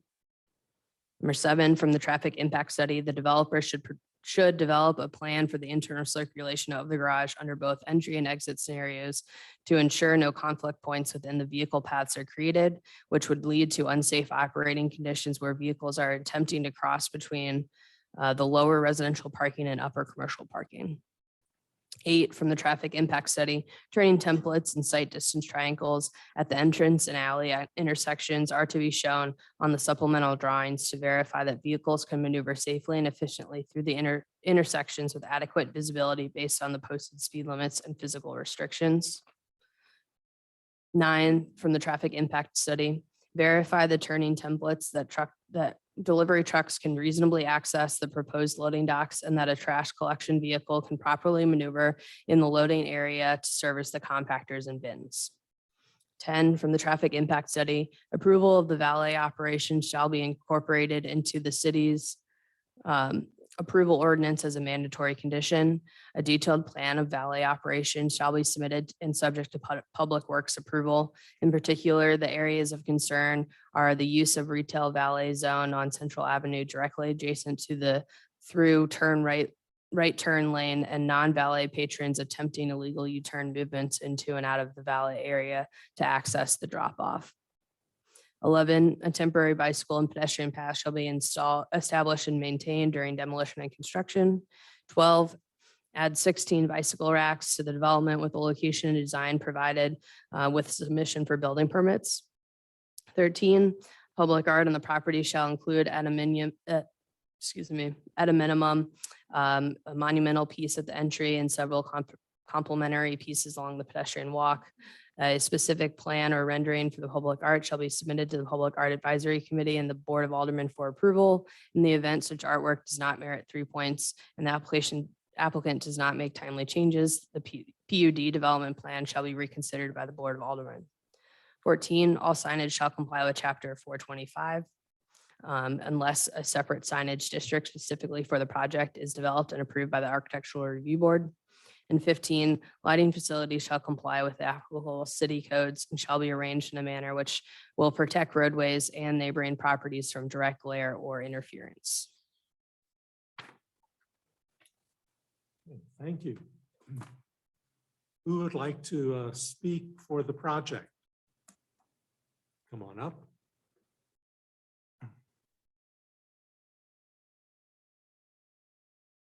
Hi, I'm David Robert with Midas, and I'm representing Green Street as well in this project. I'm back. Well, welcome back. Do you have any comments on the staff report or questions about it? No, sir. I've got a short presentation. I don't know if now's the time or if I do that later. Let's do it now. Okay, all right. We'll go through pretty quick because staff did a really good job of kind of identifying the project. But just real quick, wanted to kind of share with you, this is the existing location. So it's Central and Forsyth. It's many 2- and 3-story buildings, retail and office that we're looking to develop on. The yellow area there, just want to make sure everybody's clear as to where exactly we're developing. So we're right beside the surface lot for the county. Our vision always was to do something bigger here. And so we've been thoughtful in our development so that someday we could maybe connect it to something that would happen on that surface lot, which would then be connected to the Sterling Bank site, which is also being redeveloped. So there'd be something much bigger and better here if we could think farther out. This is kind of just giving you an idea of what it would look like on the site, a computer generated version. You can see that our parking access is off of Central. So Central is right here. So this will be our parking garage access right here. This is the valet area right here that was mentioned in the commentary. And then this would be kind of our rendering of what we anticipate building. So it's 25 stories. It's 73 condos on the top half here. You can kind of see we've kind of denoted this top half as the condo area. All those have large balconies, and then on top will be the community area for the condos only, with a rooftop pool, fitness area, community room for the condos. It'd be private for them. 180 room Hilton Canopy hotel, which is a branded boutique hotel, which would take up these lower floors right in the middle here. Our garage is over to the right, so it's all hidden behind glass. And then on top of the garage, we actually have an outdoor terrace area, which would be sitting in this area right here. And then a 7th floor bar, which will cover this area right in here. And then on the first floor, we've got mixed use. So we've got at least one restaurant that will be on Central here with outdoor bistro seating. And then we've also got another retail outlet along Forsyth as you're going down the hill from Central. And then the hotel lobby will also be on the first floor here. So the condos will be, they'll be upscale condos up on the top. The hotel will be one of the nicer hotels in Clayton. So it'll be something everyone will be very proud of. This is this site plan, just kind of give you a visual. So this would be Forsyth up here. I'm sorry, this is Central up here, Forsyth on the right. And then you can see how our garage entrance is there. We've intentionally recessed the first level back to kind of create a better pedestrian experience on that first level. We'll also have outdoor seating out there for our restaurant. The condo residents will have their own separate entrance off of Forsyth. So they'll have their own lobby and their own dedicated elevators that will take them up. And then we've got this additional retail space that's down on the corner of Forsyth. We are relocating the alley. The alley sits somewhere right in here today. And so we're relocating the alley down here between us and the Bank of America building.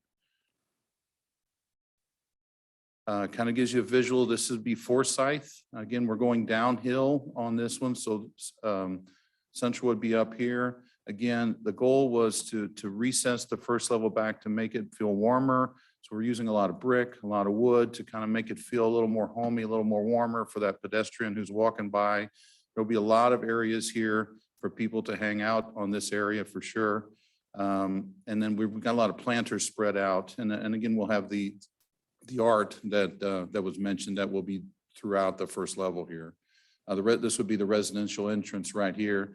The restaurant will be up on the corner, and then a retail down as you're going down the hill. So, and then this would be looking at the corner straight from this. We're right. So Central is on your right. This is looking right at the corner. Again, this is a great way to see how we recess the building back so that you create a lot more opportunity for people to hang out and do things.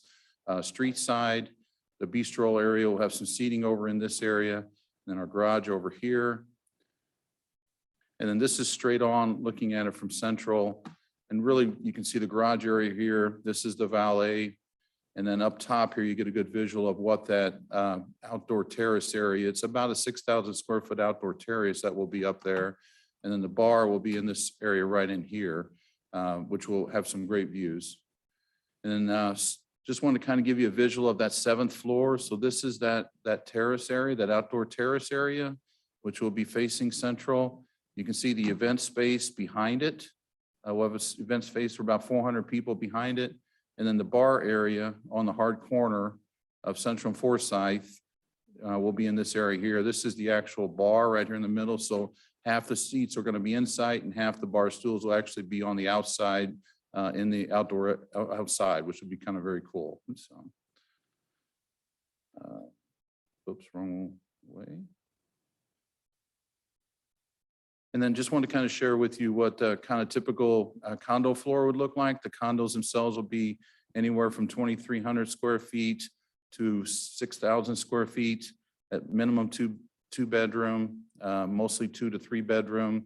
All of them have a nice outdoor deck area of their own. This really helped us kind of distinguish the outside of the building too, so it didn't look just like a big glass box. It really allowed us to have some ins and outs to kind of give a little more perception. And then this was, so this would be the side of the garage facing the surface lot, okay? That's there now, the county surface lot. So what we originally proposed underwhelmed staff, okay? So we came back with this, and we're gonna look at putting a large mural on the side of that, which would be facing the surface lot, okay? And you can kind of see the outdoor space above that will also have views to the south and to the west. So again, we spent a lot of time. We've listened. I've been here enough to know what we've really tried to listen. And so we wanted to do something unique on this corner because we think it's a really special corner. It's a very important place here in Clayton. We wanted to, so we've done a lot of things to kind of create some ins and outs, as staff had said, to kind of create some character here. We think this is going to be, it is Main and Main, and we think that this hotel represents that very well. So thank you. Thank you, David. That was a good, concise presentation. The one thing that I think is missing is showing the broader context. You've shown us elevations on the two streets. And of course, an overhead, which we have a Right. print. Right. But we really could benefit by some fly-throughs, motion as if you were coming on Forsyth or Central in any of the four directions, which would then give us a feeling of what's there right now, what could be there, when you talk about the county parking area, we really don't see that. And I noticed that you have dotted in the county police headquarters. Right. And it was a phantom view on one of your Right. renderings. Right. We wanted to recognize it was there, but we wanted to show you our building, right? And so that Yeah. was why. Yeah, Mhm. we like seeing your building, Right. but it's not being built in a void. You do have Understand. a neighborhood around it. So that is constructive criticism probably for the future.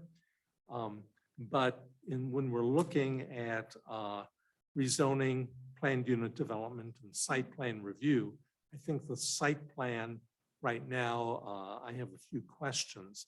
I've already gone into the context of showing the immediate neighborhood in more depth that you've had. Staff brought up the entry and circulation into and out of the garage. Could you make that clear? I was having a little trouble following it on the plan. So here's the site plan. So it is a similar structure or access as at other locations in Clayton, but it's 3 lanes. The middle lane is a switch lane, so it can be in or out, right? Okay. And then when they do get into our building, and CBB looked at this and they were comfortable with everything that we were doing, but the residential owners' spaces are in the basement. So they'll go down a ramp, all right? Everyone else who's not a resident will actually go up a ramp. So there is the potential for a traffic jam here. I think that's what they were talking about, okay? But we have talked to some traffic consultants, and as far as people that are going to be doing the systems, we think that this can be handled through gates and things that lets people into certain places and limits access so that we don't have that traffic jam. Well, looking at that drawing where the fire area is, that could have been a 4th lane. We needed a place for the fire because that was important too. Tom, you got any thoughts? Did we discuss having a 4th lane, Tom? So this is Tom, he's our architect.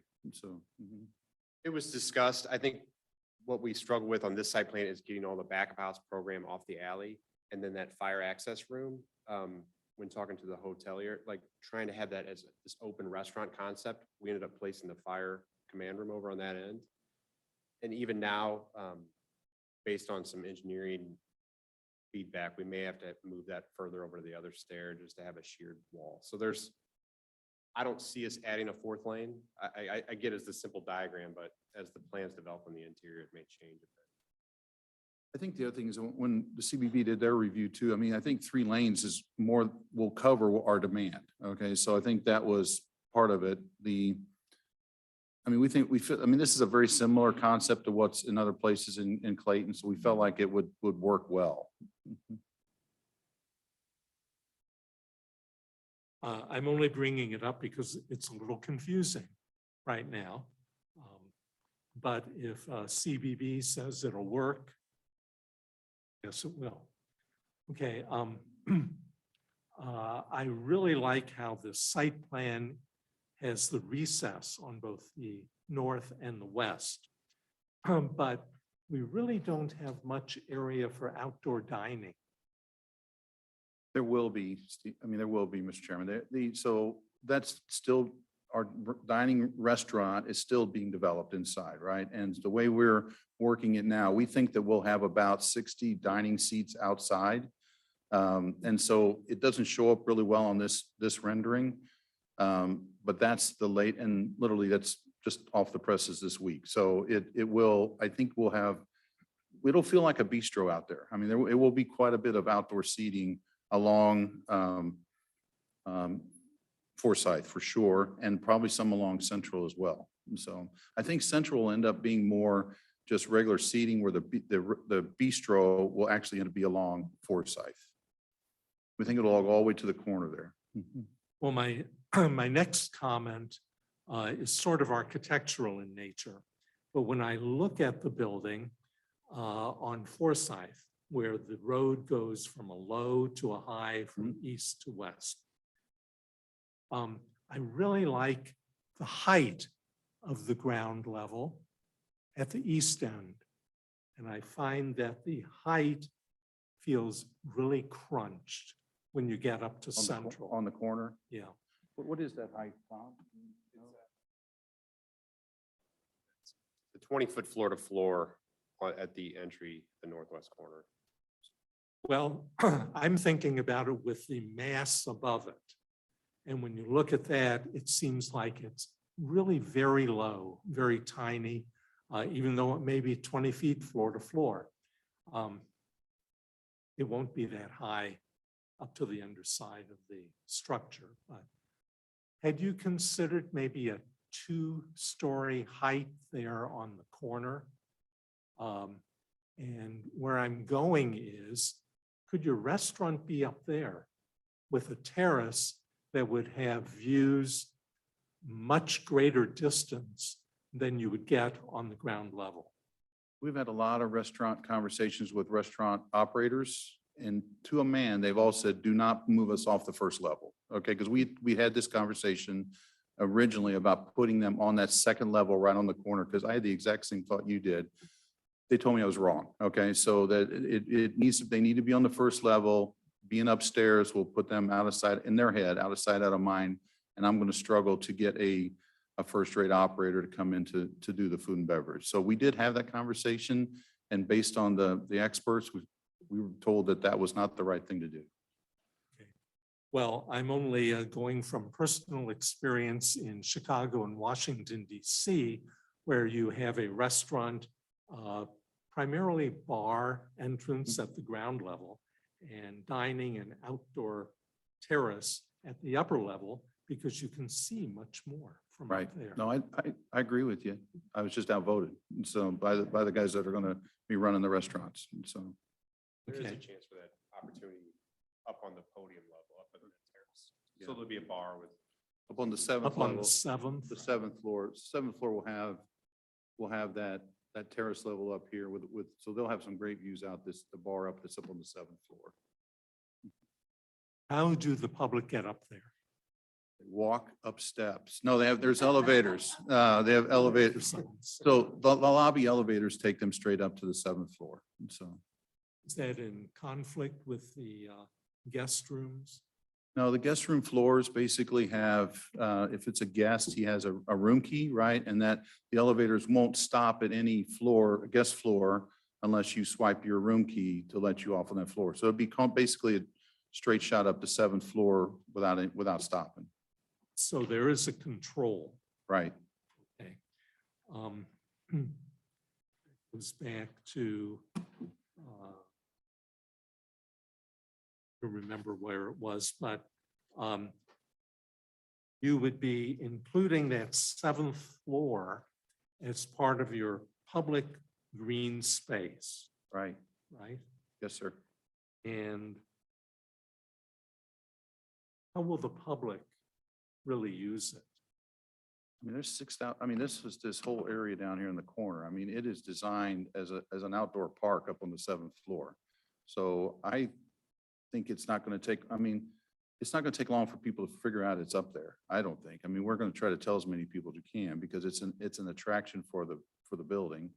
I think there will be a lot of functions that go on up here. So there will be people that will find it through that.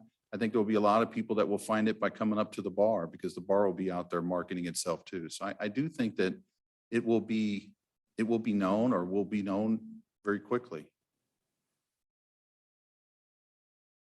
Okay, I have some concern about it being perceived and used by the public as a public space. And we have another one being built right now that's up in the air. And I'm not convinced that that will be usable by the public either.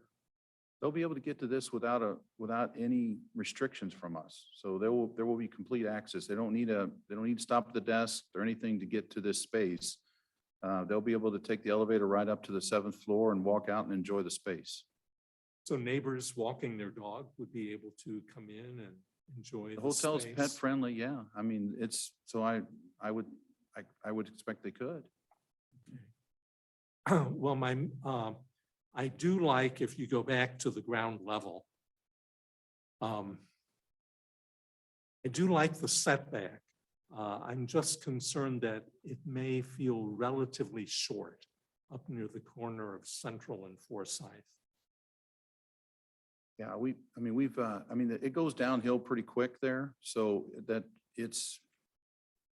we don't want it too high either, because we still want a little bit of shelter for the people that are underneath their dining. Yeah. So we felt like that 20 feet was the appropriate height.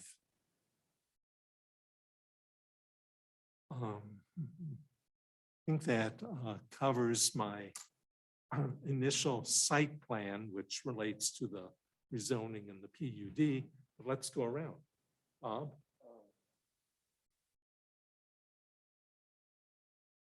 Thank you. You're smarter than you look. You may not like what I say next. So, it's like the high. Oh. You guys have put a lot of.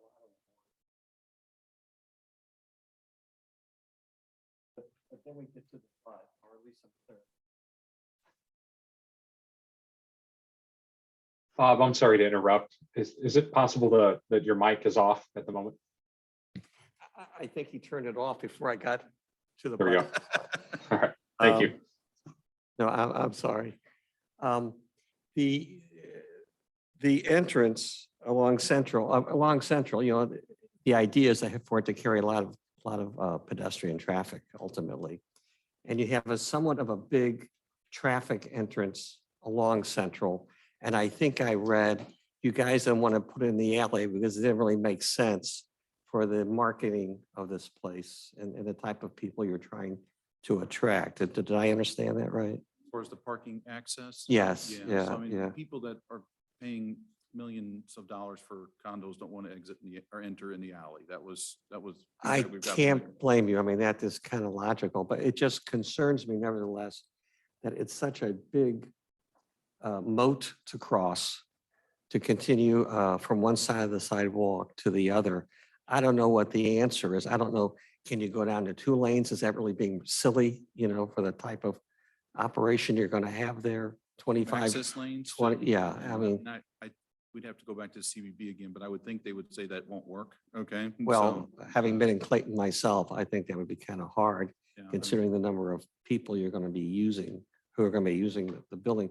But that is a concern to me, but I do understand why you did it. I don't know what the alternative is. Yeah, so I mean, the other thing we did is right next to us, the surface lot for the county, they have 2 exits out of there today. So we went to the county and surprisingly got them to agree to close one of them. So there will be one drive lane that's being removed right beside us. All right, so it will be a little bit more pedestrian friendly right beside us there. So we try to make it better, right, to help people get across there. So I do think that will make a difference. It was a lot of time went into that traffic and that analysis and the garage. And this is by far the best functioning garage that we've come up with. And so I understand your concerns, but it really, I think, will work very well. And because we've made it so the sidewalk so wide there, I hope that it will be still very pedestrian friendly, even in front of those gates. Well, let's talk about that pedestrian friendly. I mean, it looks like you have a cover.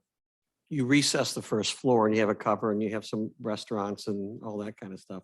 But it's not really for moving pedestrian traffic, except maybe when it's in the rain. You're in the rain, you want to get out of the rain.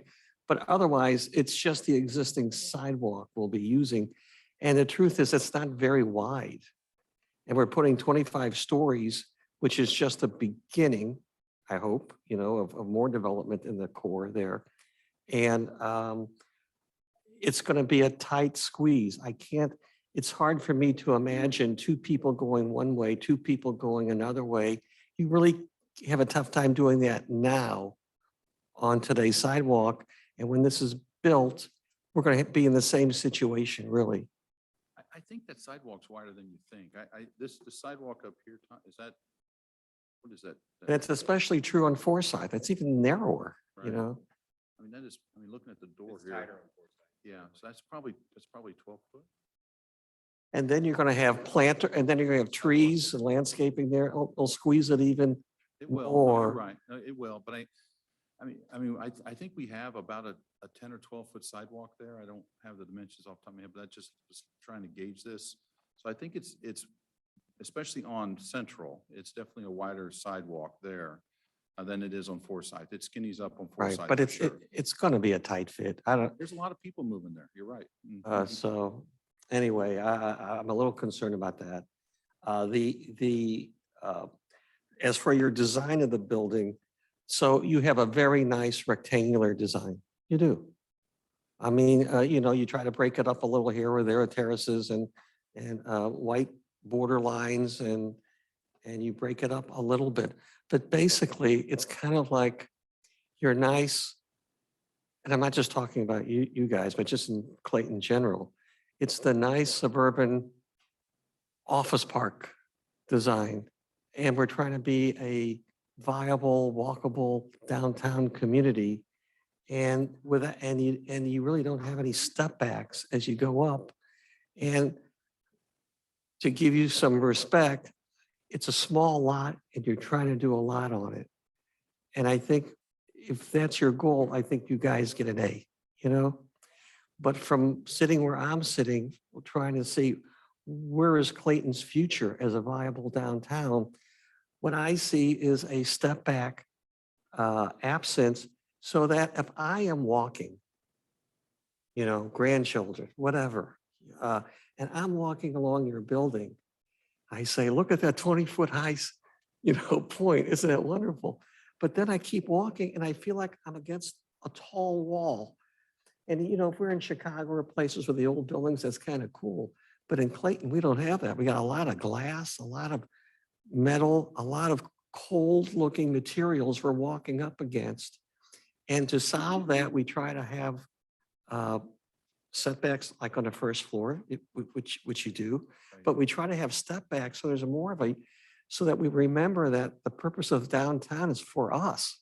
We're not for the buildings, they're for us. And having that human scale is so important. And I struggle with that with your building. I do. Like I say, I think you maximize your space and all that kind of stuff, and you do a great job with that. But it comes at a price, and I'm just wrestling with that. Understood.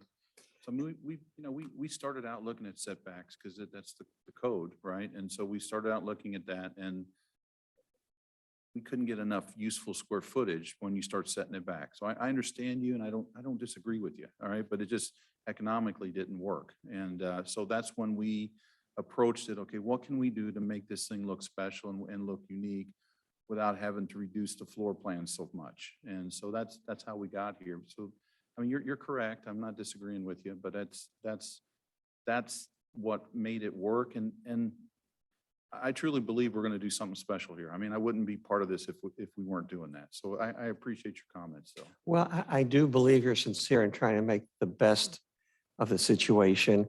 And I do think you have an eye because you're proud developers of making a contribution to the community too. It's a tough because you're on such a small lot trying to put so much on it. With regard to the garage, so you have a garage that faces this parking lot. Right, the surface lot. And you have a mural you're going to put there, but I guess the rest of it looks like just a normal parking garage on that side. It's hard to tell. I know on the central side, you have an office facade and it looks pretty decent. Right, the glass side. But on this side, it's just a garage with a mural covering part of it, I guess. Well, I mean, there's a lot more than just a mural. I mean, these columns, we've added these columns here to hide most of the garage. You're correct. There's still a glimpse of a garage behind there. But a lot of garages would not have near this much covering. So, I mean, we did come back and try to do something here to hide the garage. And the mural was the biggest piece, but the landscaping was part of it. And then the other materials that we added really we felt like helped dress it up significantly. I mean, when I saw that mural, I thought of, remember the old Roberts high-rise downtown where they put a movie screen on the side of it, and on like Friday night, you could go down there and watch movies on the screen. What otherwise was one of the most hideous buildings I think I've seen in a long time. And I was thinking, oh, maybe that's going to be a movie theater No, right that's there. not, I mean, the intent is it to be a mural, and it's to be determined. I mean, we're already talking to artists. I don't have anything I can show you, so this is just kind of something to fill it. But I mean, it will be approved by the art commission. That was our goal. But we wanted, I mean, what's there now is really pretty ugly. So I thought we made quite a step improvement here by doing this, so. I mean, now I'm going to project my own personal thing here. I think something needs to be built, and I think your building is very ambitious. I really give you credit for that. I think it's going to accelerate development right around you very quickly. I think it's going to cause certain people among the Clayton administration to start pushing really hard to find some public space to make a heart and soul of Clayton before it becomes all commercial warehouse looking, kind of like the Kirkwood Commons or something. And like this property, although it's owned by St. Louis County, that area is like a perfect area, which if it did become commons public space, it would raise the value of your building substantially. We'd be all for that. I know. We wouldn't be opposed to that. So I know. at I all. know. I So mean, we do think you need to, I mean, we live here too. I mean, we're part of the community too. So we want to see everything else around us be improved. I mean, that's good for everybody. So if that becomes a park, that's great. Right. Everybody talks about having retail. And of course, nobody can find retail. And I never blame the developer. That's simply market. And so lately the ploy is we're going to put a fitness center in there. Right? Is that what you're doing? No, I mean, we've got a restaurant operator on the hook. So we Forget feel restaurants. Everybody puts restaurants. I mean, retail. Yeah, so you're right. It's hard to find retail. Okay, so I envision that there will be a restaurant on this corner, that retail site that is down Forsyth in this corner here. I don't know what that's going to be yet. Okay, I'm pushing hard to make it retail, but I don't have a user yet for sure. And with regard to what Steve was saying about the 7th floor, I have been to cities where that has really worked, especially like in old hotels where people know you go to the top and it's a real great ambiance and something. But I've not really seen it succeed in modern buildings very often. I mean, I hope you will. Yeah, so But we have- I'm No, I agree with you. are you rolling the dice there? It's cool in historic buildings, but we actually have done this near Sluice campus in a brand new building, and we have a bar on the 7th floor, and it does really well. So I think it's how you do it. And I think Clayton is dying for something like this. I mean, I think this bar is going to be hip and cool if they still use the words hip and cool, So but I think it will be the place where people go, especially that young professional. And so Will you have entertainment? Do you project having entertainment in your building? it won't be big entertainment. There may be singles, duos kind of things, but it will not be big entertainment. It's not a club. It's a rooftop bar. Okay. I mean, your $25 martinis. No, I'm just, cool drinks. So. Okay. I think Clayton could use some entertainment. That's why I'm Yeah, we've actually asking been you. approached by somebody who wanted us to put a club in here. It was just way too big. It just was way too big. Okay, and he wasn't. Well, he wanted it cheaper than probably this location could afford. And so. All right. I'm done. Thank you. Thank you, Dave. Ellen? Okay, I am not convinced that the 7th floor qualifies as public space in the way we mean public space. I doubt that you would want some of the high school kids stopping by on their way to wherever. It will be public for, maybe afternoon or coffee or the bar. And I think the bar, it's a great idea, but I don't see people as knowing about it. And I think the idea of walking into a building, taking an elevator and getting out to go outside is not the way most people think of public space. The idea is great, but I would give you 0 points for public space. Sidewalk width, especially on Forsyth, your renderings look fantastic, plenty of space. But when I talk about sidewalk width, I'm talking about the clear width, not where I have to stop, move over between 2 trees to let you walk in the other direction. Right. And I think there's an opportunity there. You have planters that are probably about 2 feet wide. Get rid of the planters, put something else, because I realize there is an elevation drop that you need to accommodate. But you haven't, if I'm the pedestrian, you haven't done anything for me.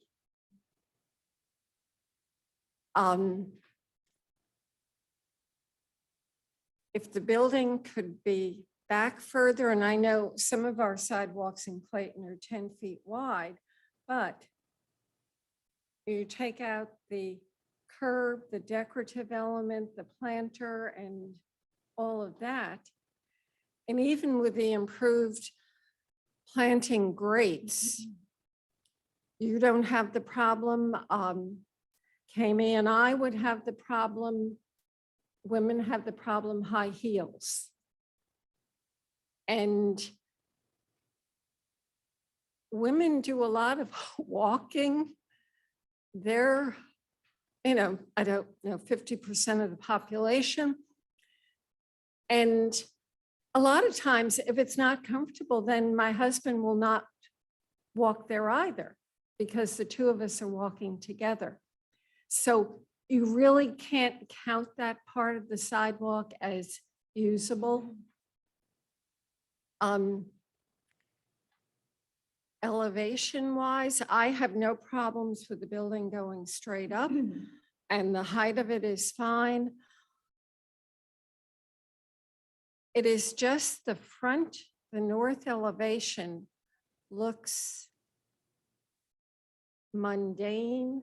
The other elevations, central, from the parking lot, and I love the mural. If you could do that on the north, the north is just so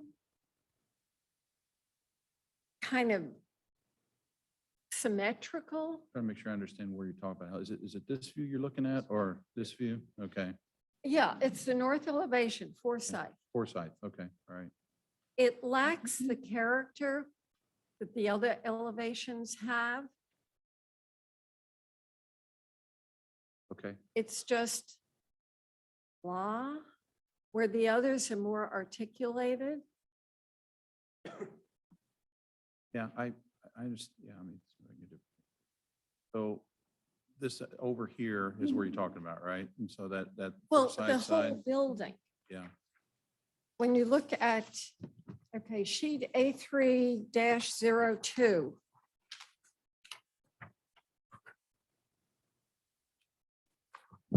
Okay, that's the whole building. Right? Yeah, that's the front view from the north. Right.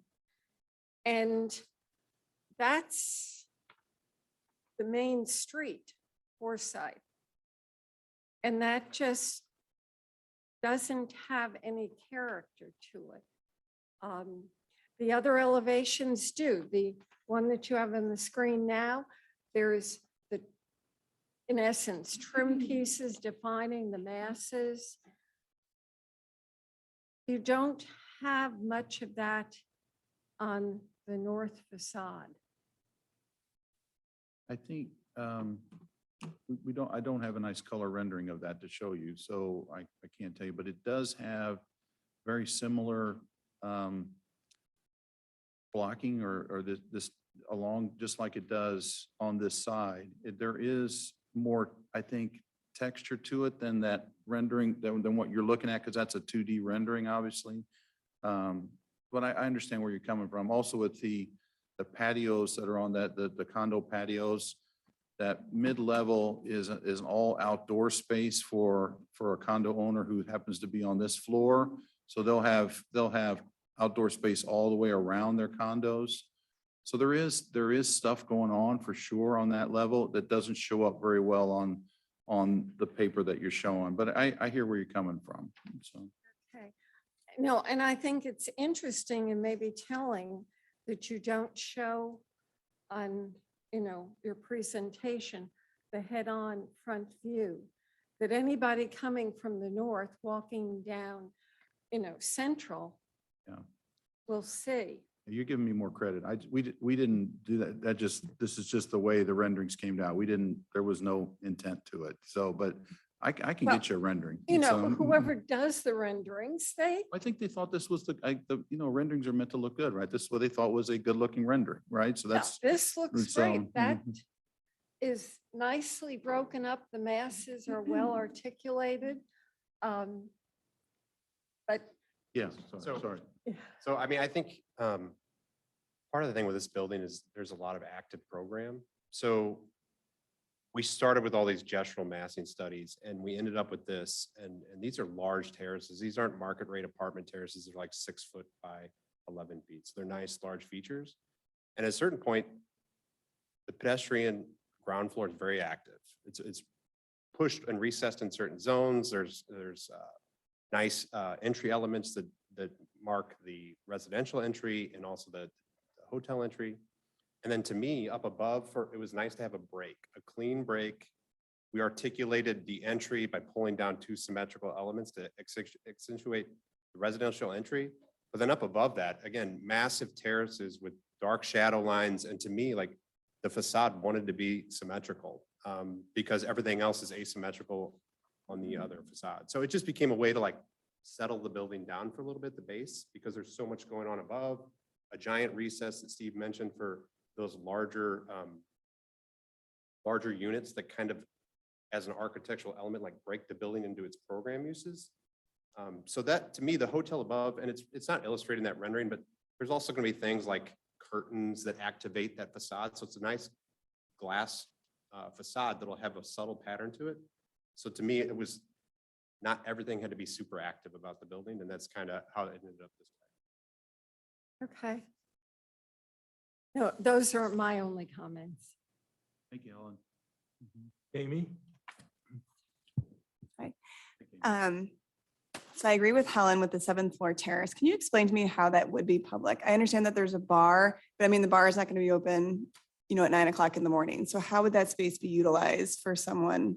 I mean, it's open, so people would come up the elevators here in the middle, right? And they could just walk straight through here to the space. It's not keyed down or locked down or anything. So it will be open. It won't be open probably after overnight, right? And we probably will lock it down overnight. I don't think that seems like a bad idea to leave it open overnight, and so it'll open at 6 or 7 o'clock in the morning for people to come out. Because we think a lot of the hotel guests will walk out here with a cup of coffee or something to kind of check on the news or just hang out for a little bit. Sure. Well, besides hotel guests, I'm talking about just the average Clayton person, right? Who's going out for a walk. Are they just going to go up there and utilize it and just sit there? Yeah, I understand.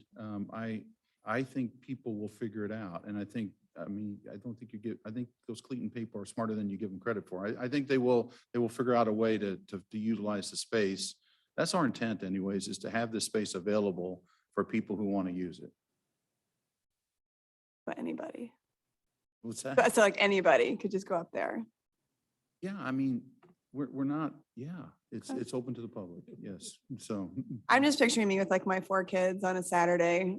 There's no way. it's 6,000 square feet. We can find a corner for you and the kids, but you won't bother anybody else, all right? He wants to know if it's going to double up as a babysitting service. No, but I mean, to that point, like when we walk downtown Clayton, which we do all the time, I do have concerns about the width of that sidewalk.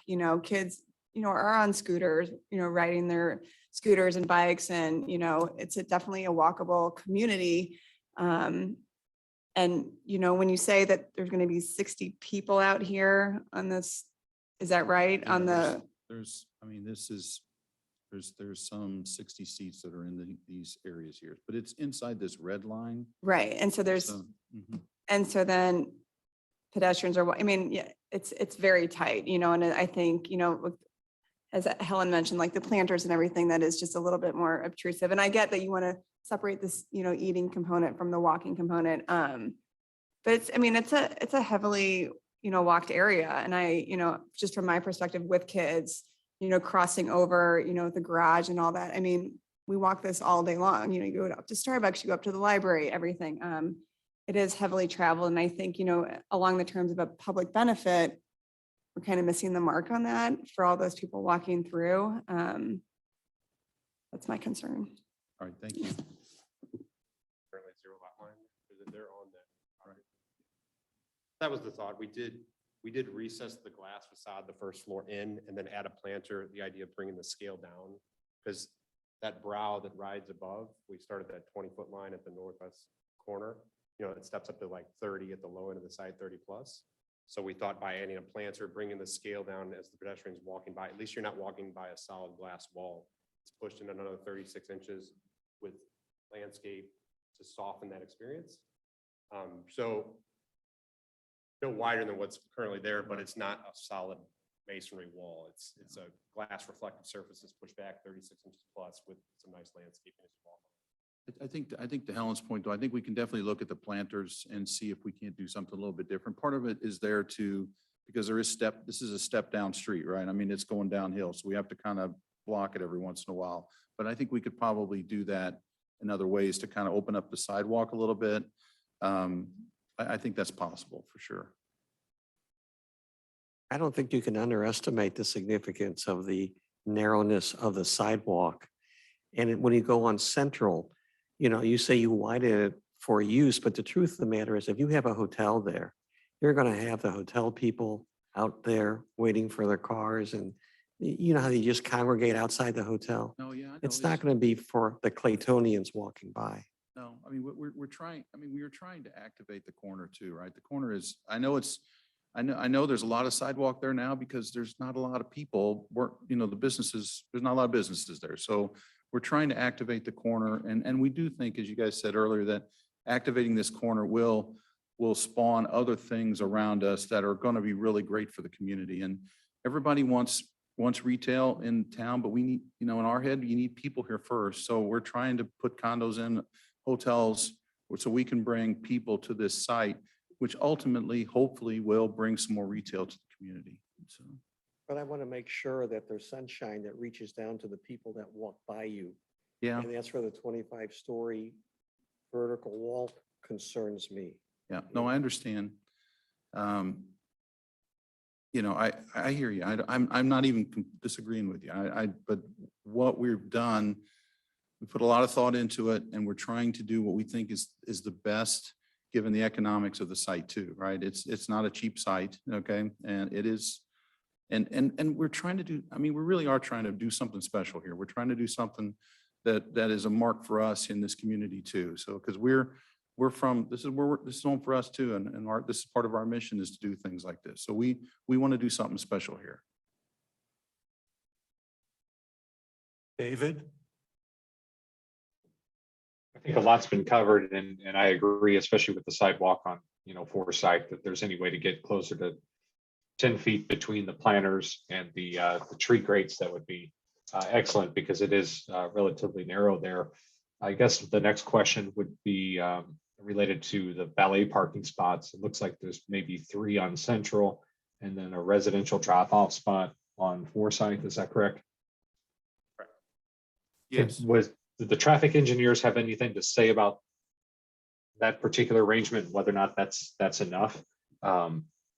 Or just having the valet on the central side? I would imagine people coming into Clayton that aren't familiar with the site are probably going to try to access that hotel off of Forsyth before they realize they can swing around the block and pick it up on Central. So I didn't know if you'd given that any thought or not. Yeah, so I mean, they did evaluate the locations. I mean, we think that we need a valet location in front of the residents, because the residents will be dropped off there by Uber or whatever. So we think that's important. I think we can ID it or sign it too. We've done that at other locations to make sure that we identify clearly where the hotel valet is versus where the residential is. So I think we can mark that to kind of help police it. I know there are always vehicles if you go by Le Meridian or you go by the Ritz or any of those downtown Clayton. There's always typically a few cars in those circle drives or in those drop-off areas. So I just want to make sure that you've got sufficient capacity for that here.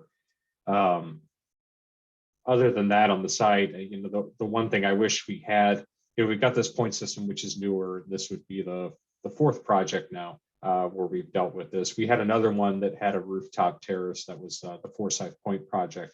And I can't quite recall how we treated that as far as public space, although I will say, I believe on your project, it's probably a little bit more accessible than theirs.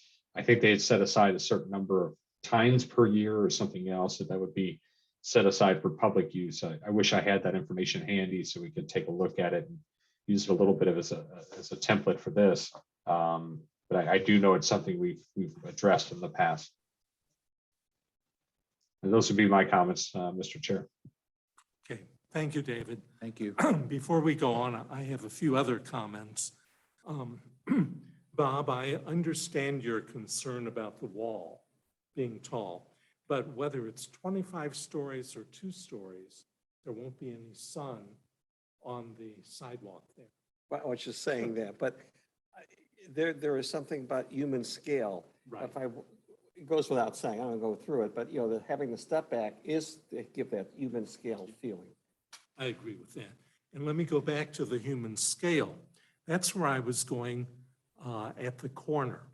To me, with the bulk of the building, the scale of that corner, even at 20 feet floor to floor, seems very tight and crunched. And the other thing, and now I know I'm verging into the architectural, but somehow it all goes together. I felt that the north facade was somewhat dull compared to the west facade. And I began thinking that if we had a more vibrant corner that would both be physically and visually open to people wanting to be drawn in, that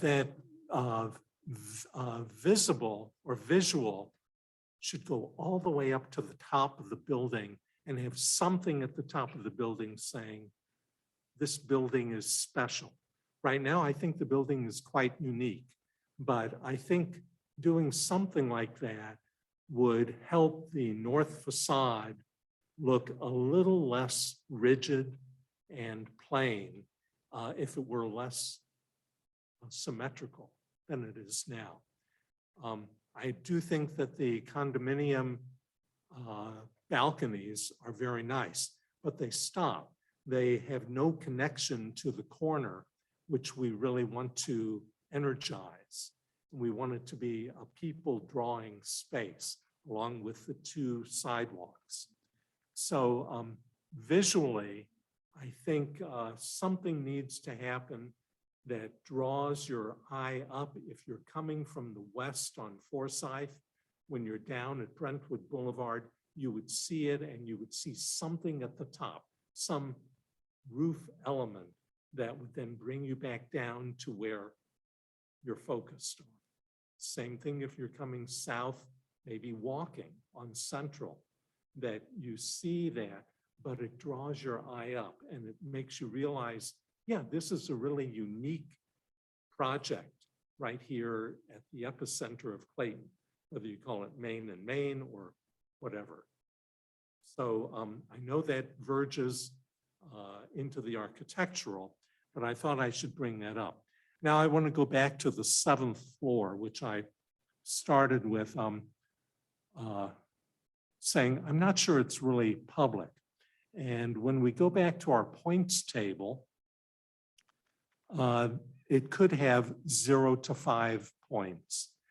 You've requested 5 points. Staff has indicated 5 points. I'm not comfortable with that. I felt that it was 2 or 3 points at best, because I'm not convinced that it's really a public space as we see public space in the city of Clayton. So, and I'm not trying to, put a problem on the points, because I know you need 30, but I really have a problem with giving 5 points there. I understand what you're saying. Our intent, I'm just tell you what, I mean, it is a giant space. It's like a little park up there. So our intent is that it is for public use. And yes, we need 30 points. So you're absolutely right. And this was a place where we thought we could get some points. It's a hard place to get 30 points. So. And, those of us that walk in downtown use Starbucks across the street, or the library up on the next corner, or any other place. I can't imagine coming out of the library, maybe stopping at Starbucks, and then trying to go up to the 7th floor. If there was some delightful green area that I could sit in before I start my walk back home, I think that would help me give more points than I'm really seeing. Yeah, as mentioned earlier, the site's only so big, right? Right. And you're right about the activation of the corner. That's our intent too, is to activate that first level, that first floor. I mean, it's gonna be busy. I mean, that is our intent with that first level. We want people to walk by and want to come into the space, because that's our goal here. So we're gonna make that first level very active, very exciting for people. And we think people are going to enjoy it, because I think we want to bring the neighborhood in. That's really one of our goals. I hesitate to say that maybe you should pull the building frontage back on that street level to give it even more space. But if you're going to have dining out there, a bistro on one side and other dining, that first floor space is already pretty tight. As it goes around those two, see the purple? Yeah, I mean, I'd hate to lose any more of the first floor inside, just being honest, because it's shrunk down already. I mean, our goal is to really have, I think we're going to have something really cool on that inside. And I think that corner is going to feel very special when we get done with it. So I understand the sidewalks. I get that, because I walk in Clayton too, and you run into a landscape tree, every 20 feet or whatever it is. I don't know what it is. It seems like a lot, but that's the requirement. So that's why we have them. And that's kind of what's there now. So it's not, we didn't take away from the sidewalks, but we didn't, and especially on Forsyth, but we did enlarge them a little bit on the central side. So overall, I see it as a unique, dramatic use of this space. It's really using every square foot of it. But I think right now, the physical usage of the central and Forsyth facades at the first floor are a little bit underdeveloped at this point. How much, I'm not sure. And creating that dramatic, eye-popping corner that is more than just what we see and maybe relates to the top could put this on the map as something really special. I'm not saying a pyramid or anything or a swoopy top. That's up to you. I'm just saying conceptually and visually, I think you need to draw the people in at the corner and let them see what the entire project is. So that has gotten off of the PUD and the site plan, but somehow it all relates. I respect your opinion. I do think we're doing something special. So we've put a lot of energy into this and it's come through a lot of gyrations. And I think we're going to do something, and maybe it doesn't show well on what we're showing you. Maybe that's part of that, shame on us, but I think what we visualize here is going to be something you guys are going to be pointing to years from now, saying that's what we want to emulate. Well, I would agree. The direction it's going is great. Hopefully, all of our comments are taken constructively. I think the only negative that I've really said is I can't give 5 points on the 7th floor. Right. Understood. Before we open it up to the public, any further comments? No? Well, we may have some public comments here in the auditorium, and I'm sure we may have some online. Thank you. Thank you all very much. Anybody in the chambers? Elizabeth, come on up. Give us your name and. My name is Elizabeth and I live on Brighton Way here in Clayton. I'm impressed, positively impressed. I'd like to know how much higher this building is planned to be than the building at the northwest corner of Beamiston and Forsyth. And I want to know how high this is planned to be compares to the Commerce Bank building at the northeast corner of Merrimack and Forsyth. No, I want the down and the up. I want to know how tall this building is going to be, how much it's going to loom over the building on the Beamiston side, because there's that very steep hill there, and this is going to be very much taller.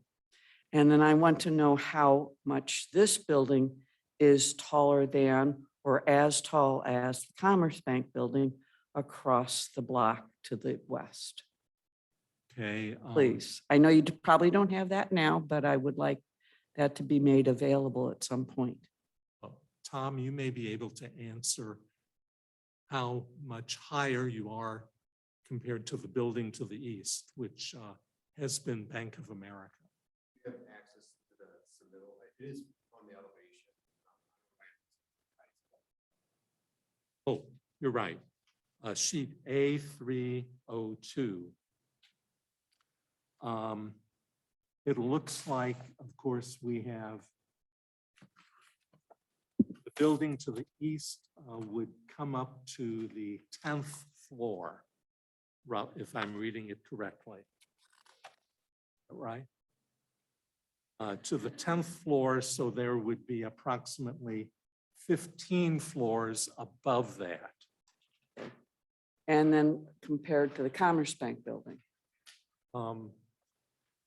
David, you may have to help me on that. I believe the Commerce Tower as part of Forsyth Point is 14 stories high or 16. Is she referring to the Forsyth Point project or the existing Commerce Tower? Oh, the existing. Yeah, the existing Commerce. The existing one is 15 floors, but I'm not sure what the actual height is feet wise. And then the Forsyth Point building on the other side, I want to say it's 14, if I'm not mistaken, but I don't have that in front of me. 13. And I appreciate the floors, but again, I would like to know how high it is up because quite honestly, I do believe either the existing Commerce Bank building, or this building will be on the highest point in the central business district.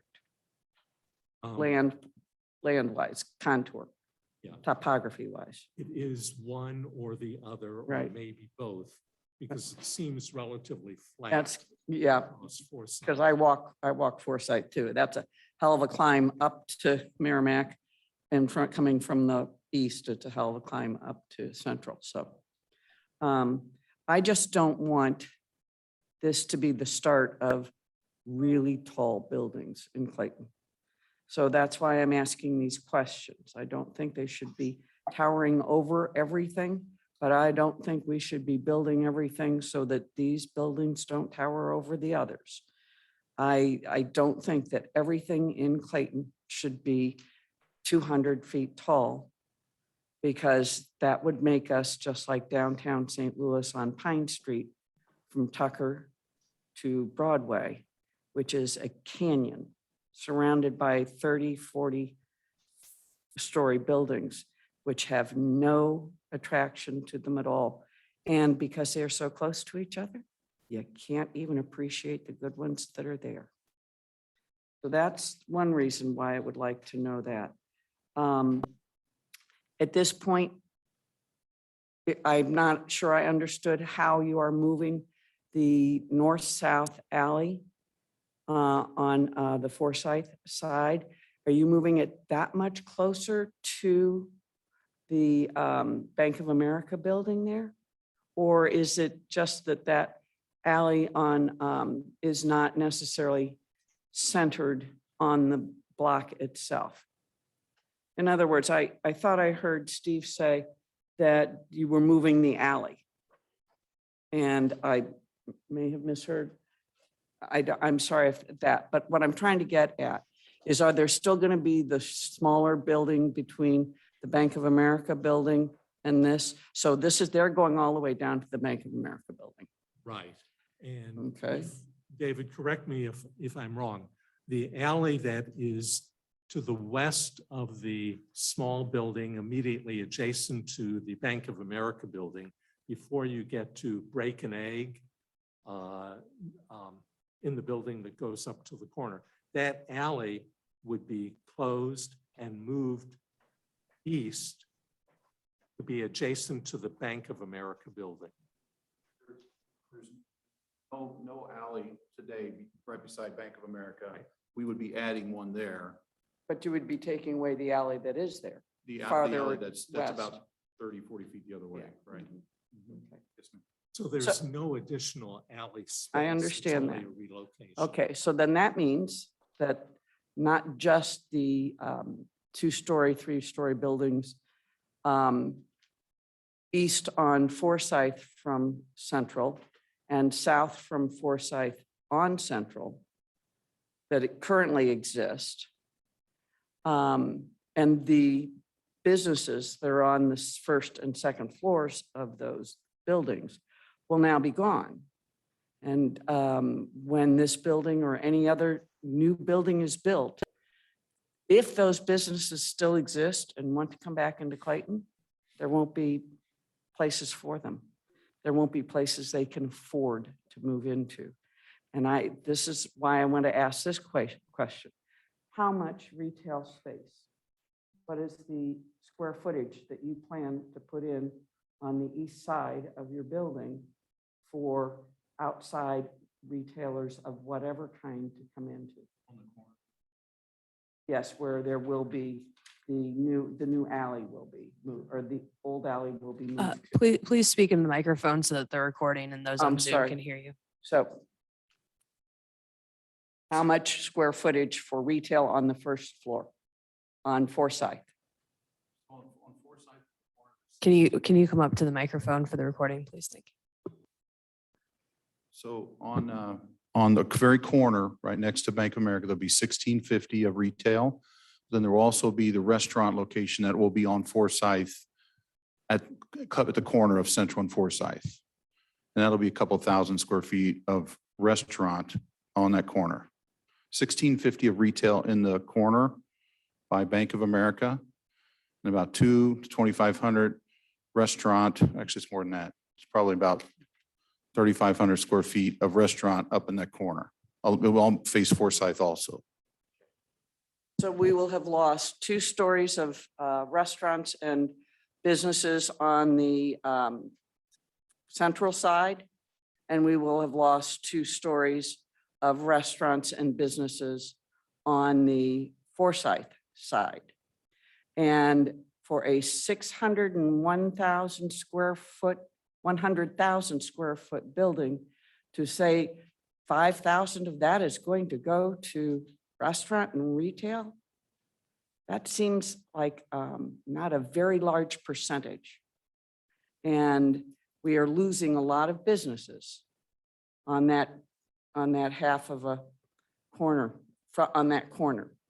So I just want to point out, everybody says they want to bring businesses and restaurants into Clayton because you're bringing that many more people into Clayton, but you're pushing them out of Clayton and there's no place for them to come back into. Because if 5,000 square feet, most of which is supposed to be taken up by 1 restaurant, and no room for the businesses that currently exist in those buildings. There was a music shop in that building. Do you remember that? There will not be a music shop in this new building. I can guarantee you that. I also am very concerned about how many of these buildings are going to be in the central business district. You and I talked on the way in here, Steve. This, to be the new downtown, is not something to be emulated. We don't have the crime yet, but we do have the homelessness in this city already. And we don't need to push out all the existing retail that we have just to bring in more people who have nowhere to go to buy anything other than Richmond Heights. Thank you. Thank you. Anyone else here in the council chambers? Anna, do we have any hands up? There are not currently any hands up on Zoom.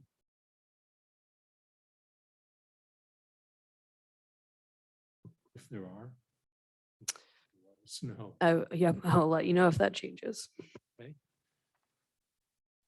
Well, I think we may need to go through the points table. We've talked about the analysis of it, but not completely getting comments from the commission. So I would like to do that.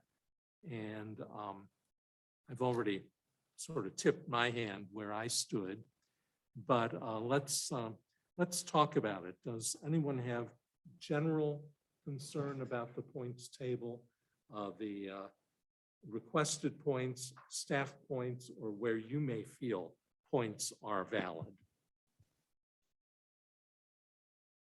Steve, one thing that stands out to me is on 405.1380 B5A through H, which is the 3rd one on the table, sustainable building design and construction.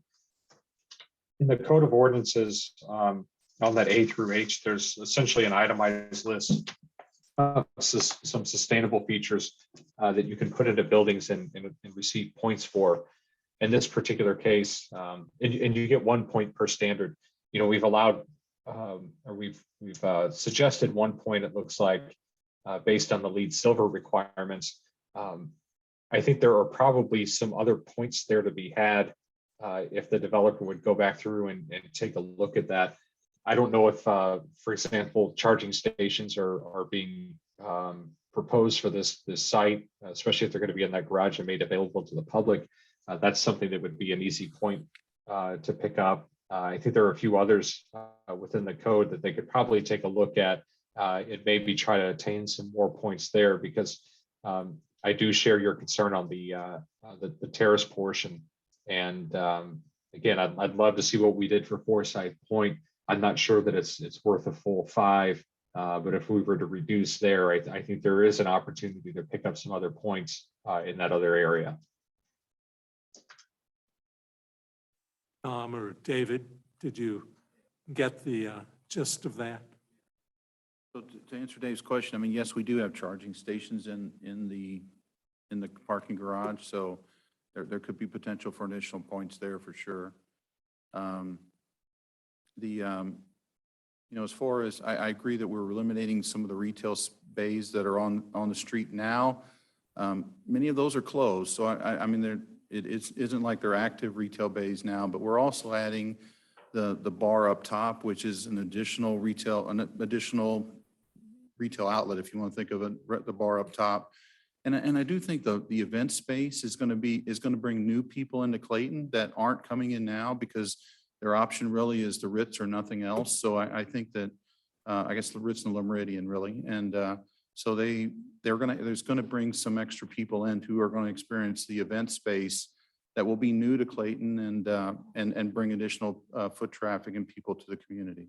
So.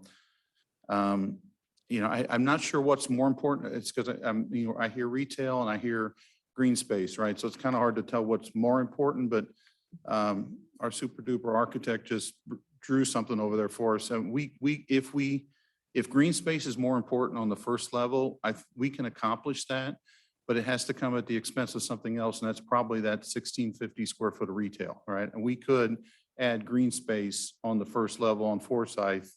But we'd have to give something else, right? We can't add square footage that we don't have.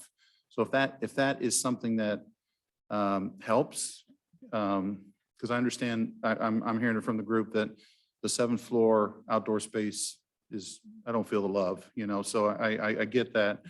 So if we can do some green space down on that first level, it'd be on Forsyth. That probably helps dress it up, which is another concern that we've heard on kind of dressing up that north side. It definitely will improve the sidewalks. Okay, so there's probably a lot of pluses to doing that. I think you have the opportunity possibly to do both, to improve to some extent the green space at the ground level, and also to gain more points on the sustainability, building design and construction. Now they may balance each other out, helping to get you to the required points in our points table. So I think you need to take a look at that closely. Okay, got it. I think David's suggestion was very good, and I did not realize it was 1 point per standard. I'm as not sure we opposed to did either. just one. So. Yeah, I think we can definitely look at that line and probably add some points. Okay.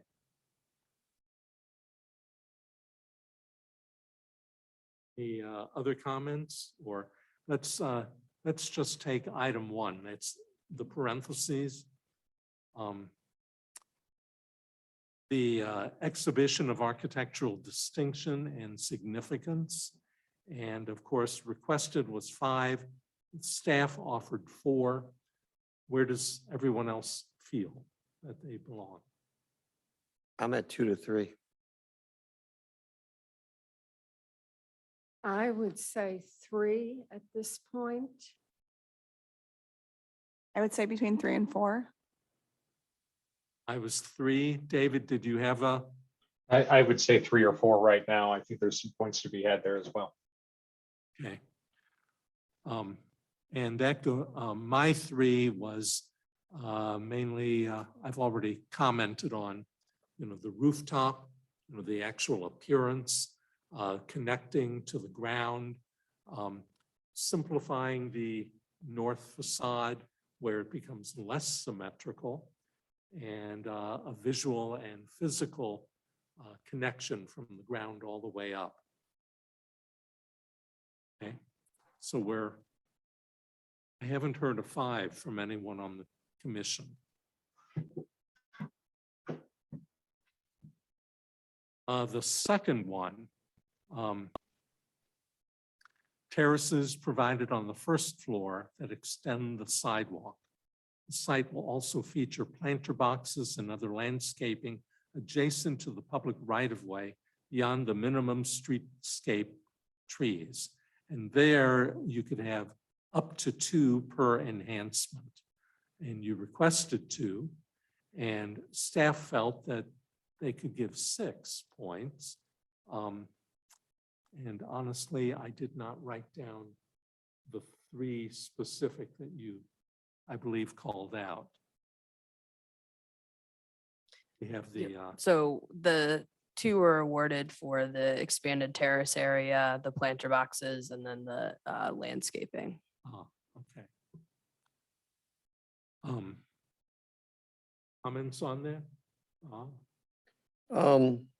Well, yeah, you do have all those green improvements, but the idea that these improvements enhance the sidewalks it's just the opposite. And there's no way I would be giving 6 points for this, not even close. Helen? I would say 2 with the hope that what we've discussed will materialize. Amy? I would agree with 2. David? 2 for now, and I think that could be improved as well. If we could get some more sidewalk with some of these landscape features, I think certainly an opportunity for more points. I was at a 3, hoping that that area could be improved somewhat. If we go to the next one, that's parenthesis number 5, that was the sustainable building design and construction. And there again, we'll leave it up to you. I think we could probably get many more points in that one if you look at all the detail of your project. Right now it stands at 1. I think we'll leave it until you come back and let us know how to augment those. If we go to item 6, and that's a provision of green and blue roof systems. And we haven't talked about that before. We have heard about, we know what green roofs are, and some of us have heard what blue roofs are, but if you could give us a quick download so everyone else understands what the blue roof is.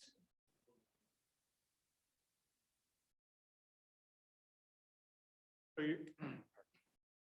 you're all aware of what green roof elements are. There really is 2 kinds of green roofs. There's the extensive systems that are spread over a wide area. Usually it's sedum trays or some other low growing, easy to maintain system. There are also blue roof systems, which are, a lot of them are trays as well. But what they do is they hold rainwater for a period of time, either allowing it to evaporate or release slowly onto the roof system, thereby reducing the surge of stormwater to the system. Is that clear? And would all the roofs have either green or blue except where people are going to be? So what we looked at is one of the big benefits of having green roofs is being able to see it. And so putting that on the top of a 25-story building doesn't much make a difference because not many people, the planes flying over can see your green roof. And so we were looking at adding green roof to the ballroom structure, which would be the hotel would look down on it, the condos would look down on it, but the blue roof would be utilized on the top of the 25-story tower to again offset the storm surge. So the combination of the 2 of them would both assist in the stormwater issues as well as provide beautification to the lower roof. Okay. Thanks, Steve. Comments on the point system there? I don't have much problems with what they recommended. Helen? I would give 5. Amy? I would do 4. David? I would say 5, and we start looking at those sustainable elements.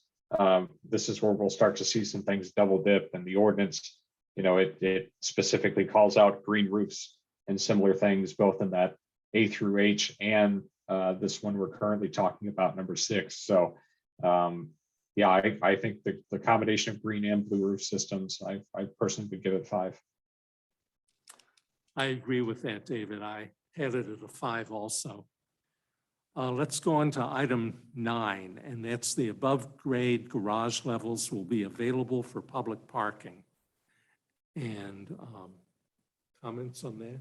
I believe we've heard that public parking will be accommodated in there. It would be both hotel, restaurant, and public access. I don't have a problem with the 5. Helen? I would do 5. 5. David? 5. Yep, I was at 5 also. Okay.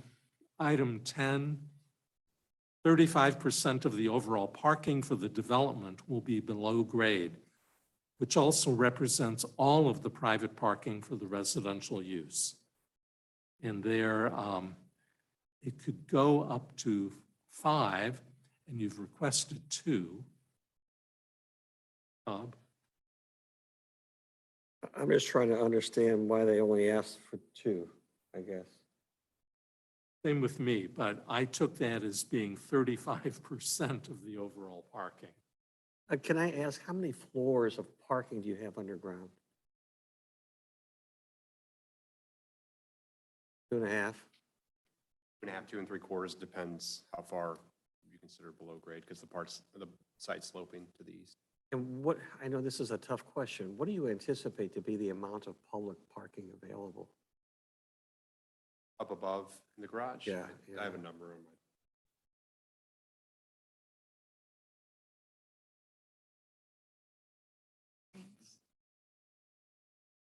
Yeah, so we have allocated 276 spaces approximately above grade for hotel and restaurant use and so on, that space. Okay. So that's approximately 100 spaces over the number of hotel rooms.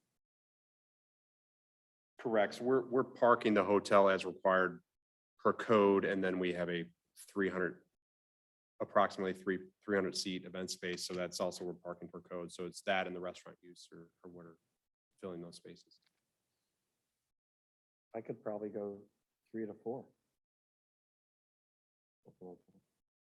Ellen? I would say the 2 that was requested. Kami? I would go 3. David? 3 as well. Okay. I was at 4 also because I thought it was well parked. Okay, moving on to number 12. This is public art. We've certainly talked about it before.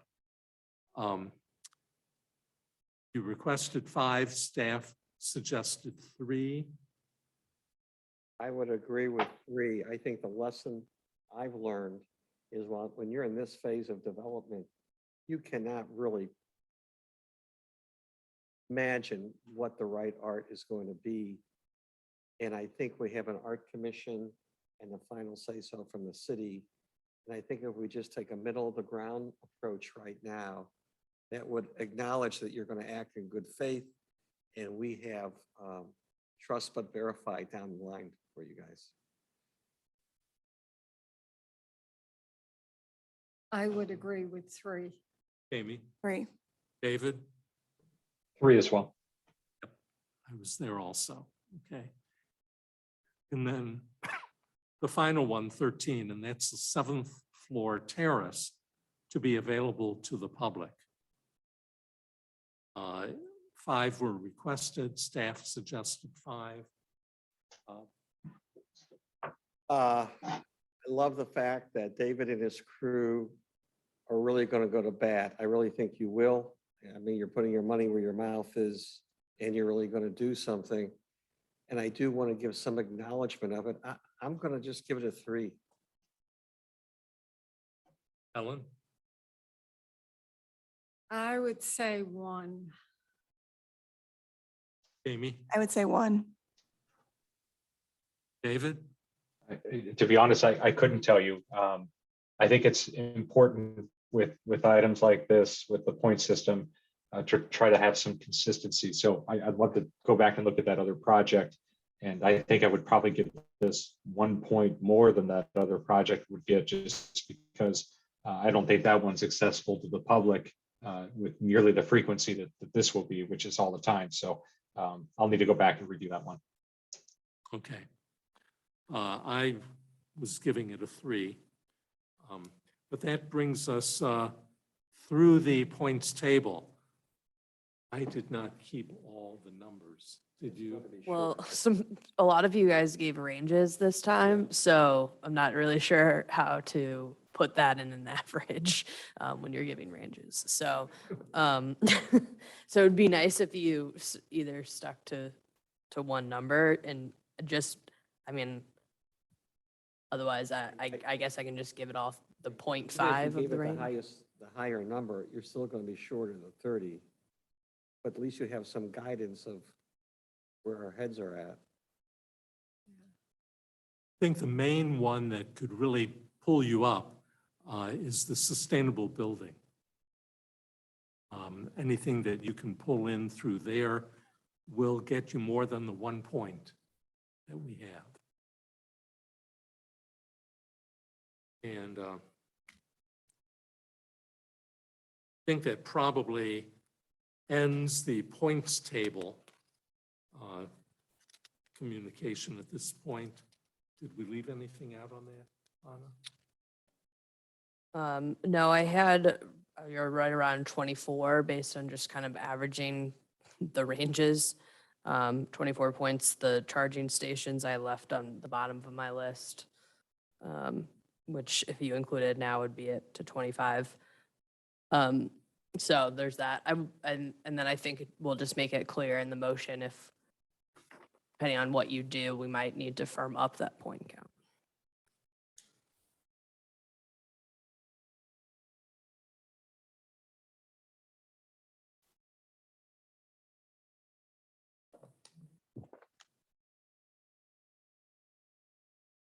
I believe that probably is all that we had to review on the rezoning, PUD, and the site plan review. However, we do have staff recommendations, and there are 15 of them. I'm sure you've read through all of them. Do you have any comments or conflicts with any of those? Good. Okay. That's quite a lot. We'd like not to have to go through them again, so that's terrific.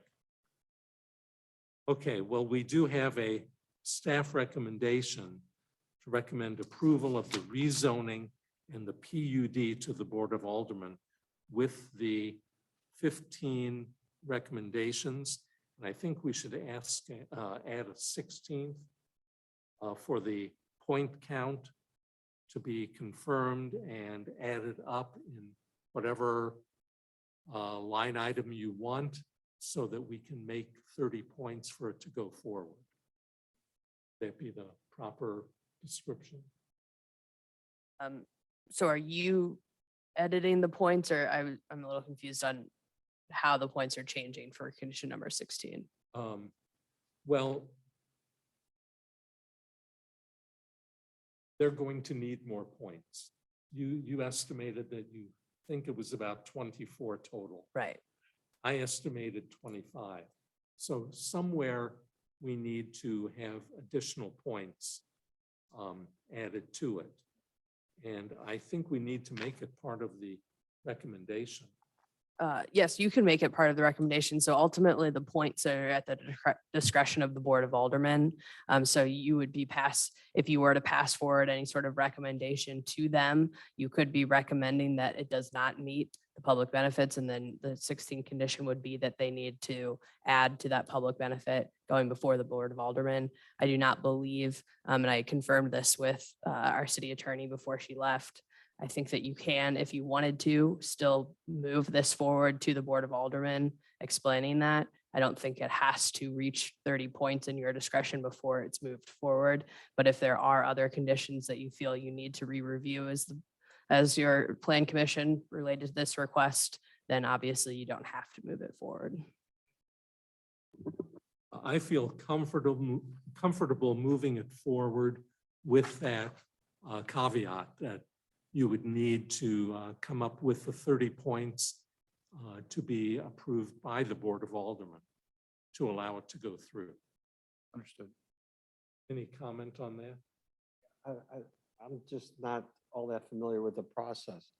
If we support the staff recommendation, do we approve the project as is? We are recommending approval to the Board of Aldermen. Of the PUD, the architecture and everything? Right now, it's only the rezoning in the PUD.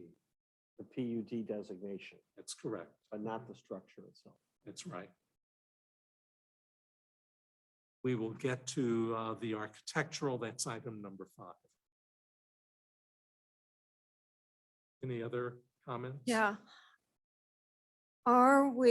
Some of the points are related to the site.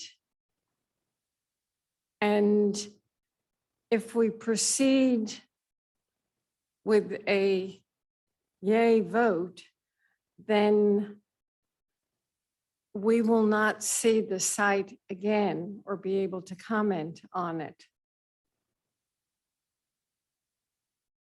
That is correct. Yeah, where I'm personally struggling a little bit is some of these points do relate to the architecture of the building. We've discussed it some, but we haven't gone through it in detail.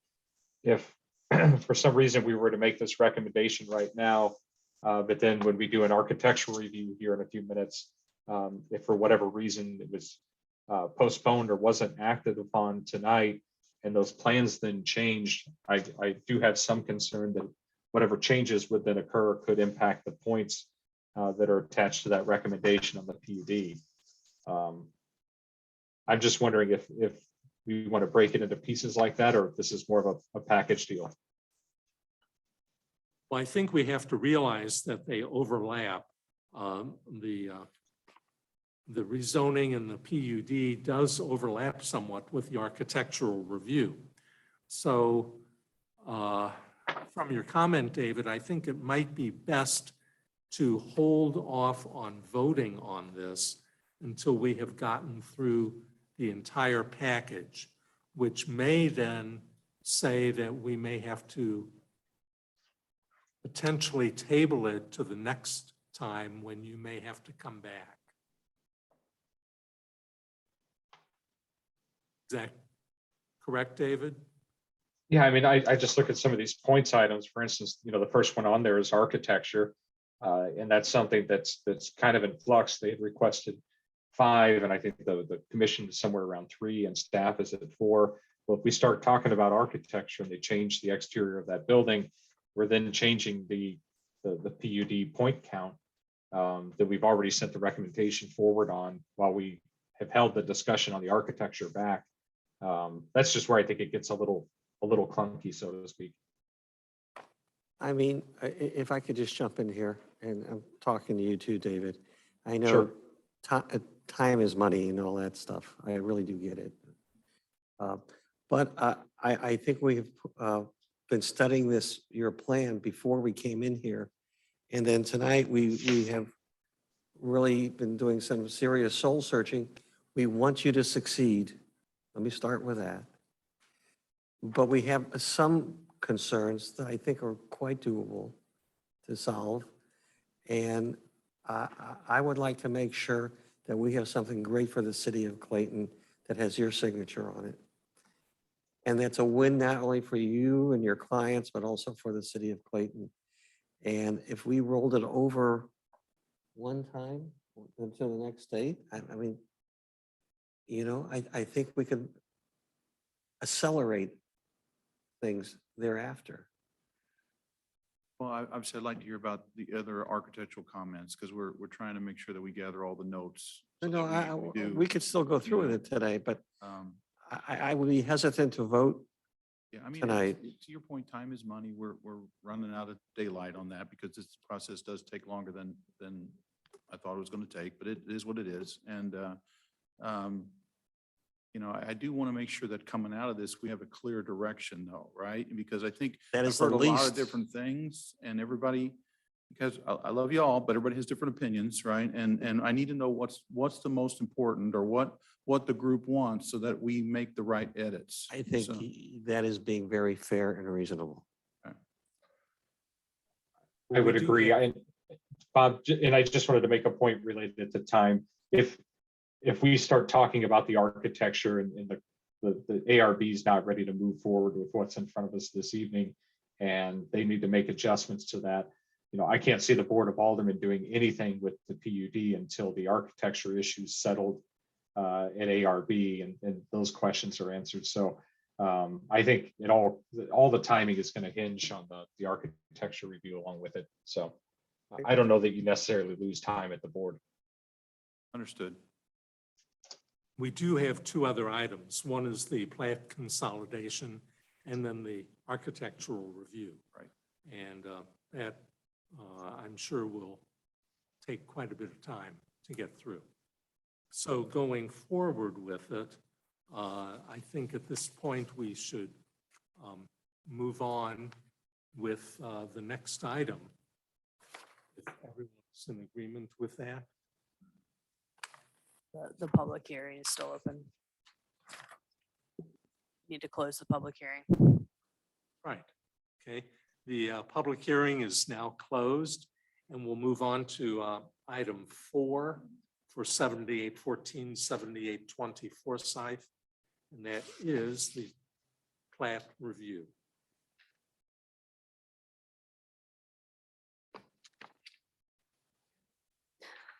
So the proposed plat will consolidate the existing 7 lots and alley and shift the alley east to allow for the development of the mixed-use hotel.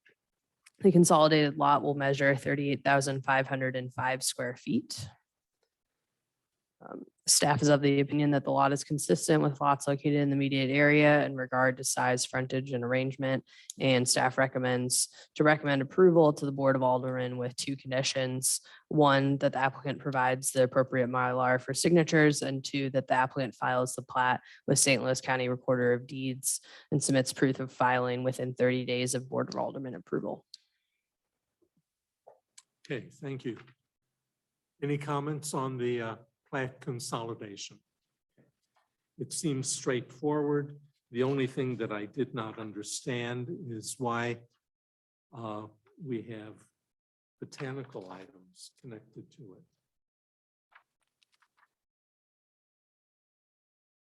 it. That might just, is that on everybody's? Do you have something on the back? It must have been from the printer. I don't know.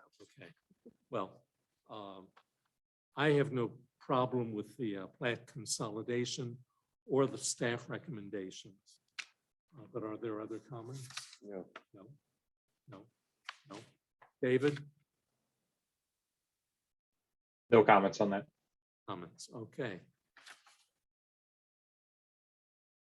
Do we have a recommendation to approve to the Board of Aldermen with the 2 conditions? I move we approve the staff recommendation regarding the consolidating plats, consolidating plats with the conditions set forth in said staff recommendation. Second. All in favor? Aye. Opposed? Okay, we got through that one. We have one more left. Would you like to continue the architectural this evening? I do need feedback. So, I mean, in order to come back prepared the next time. So I would like to get some architectural feedback if you guys have time. So. That's fine. I'll speak for all of us. I think we should tie it all together. You've heard some architectural comments, but let's go through it right now. Okay. Yep. So I mean, I've done my spiel, so I got nothing else to say. So you want to start giving the feedback or? No, we'll start with the staff report. Okay, Carly, sorry. I'll keep the staff report brief. I think a lot of the architectural elements have been summarized earlier in the report and then also during the discussion. I will just mention a few things that haven't been focused on yet. So overall, the building materials for the property include the window wall and glazing system, concrete rain screen board, metal panels, brick, and patterned concrete. These are compatible with other materials found within the downtown area. Specifically, the parking structure, it will be exposed facing the public parking area. The south facade of this garage is proposed to be treated with detailed metal paneling, painted and patterned concrete panels, as well as concrete rain screen boards. And the applicant is proposing to commission a large mural design to cover a portion of this facade.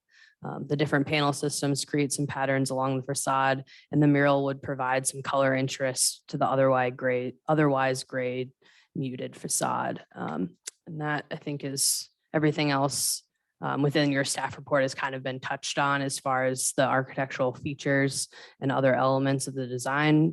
So in conclusion, the proposed design conforms to the requirements of the city's zoning regulations. The proposed development incorporates elevated architectural design that is compatible with surrounding development and will also enhance the appearance and feel at this major intersection.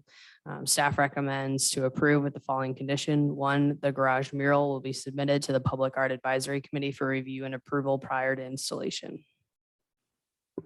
Okay, thank you. One difference with the ARB consideration is this will not have to go to the Board of Aldermen. However, as we've been talking, many of the items in the architectural review relate to the planned unit development that we were just discussing. So they are tied together, but they have different ends. So with that, do you have anything else you want to say before we start comments? I just wanted to give a little summary on the massing again as an architectural concept. So like the party of this project is there are a lot of uses, and we illustrate that through simple volumes. And I think of architects like Getch Partners that are world-class architects out of Chicago. They do that with clean systems and clean diagrams. And yes, the north facade symmetrical, but the opposing facades are not. And I think you need some, not every facade should be super active and asymmetrical. Like we want some rational diagrams occurring with this project. And I think that's it. Is if you look at all the buildings in Clayton, most of them are just, for the most part, are boxes that just go up and they're symmetrical on every facade.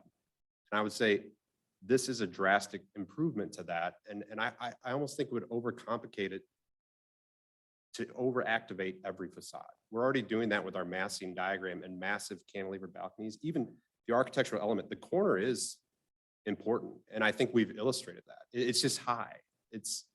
I think because our program is not consistent, it's okay to illustrate it as inconsistent with the massing structure. So that was the idea, is we have a major element at the northwest and northeast corner, which is that brow high that's acting as a screen for outdoor terraces for the private condo residents.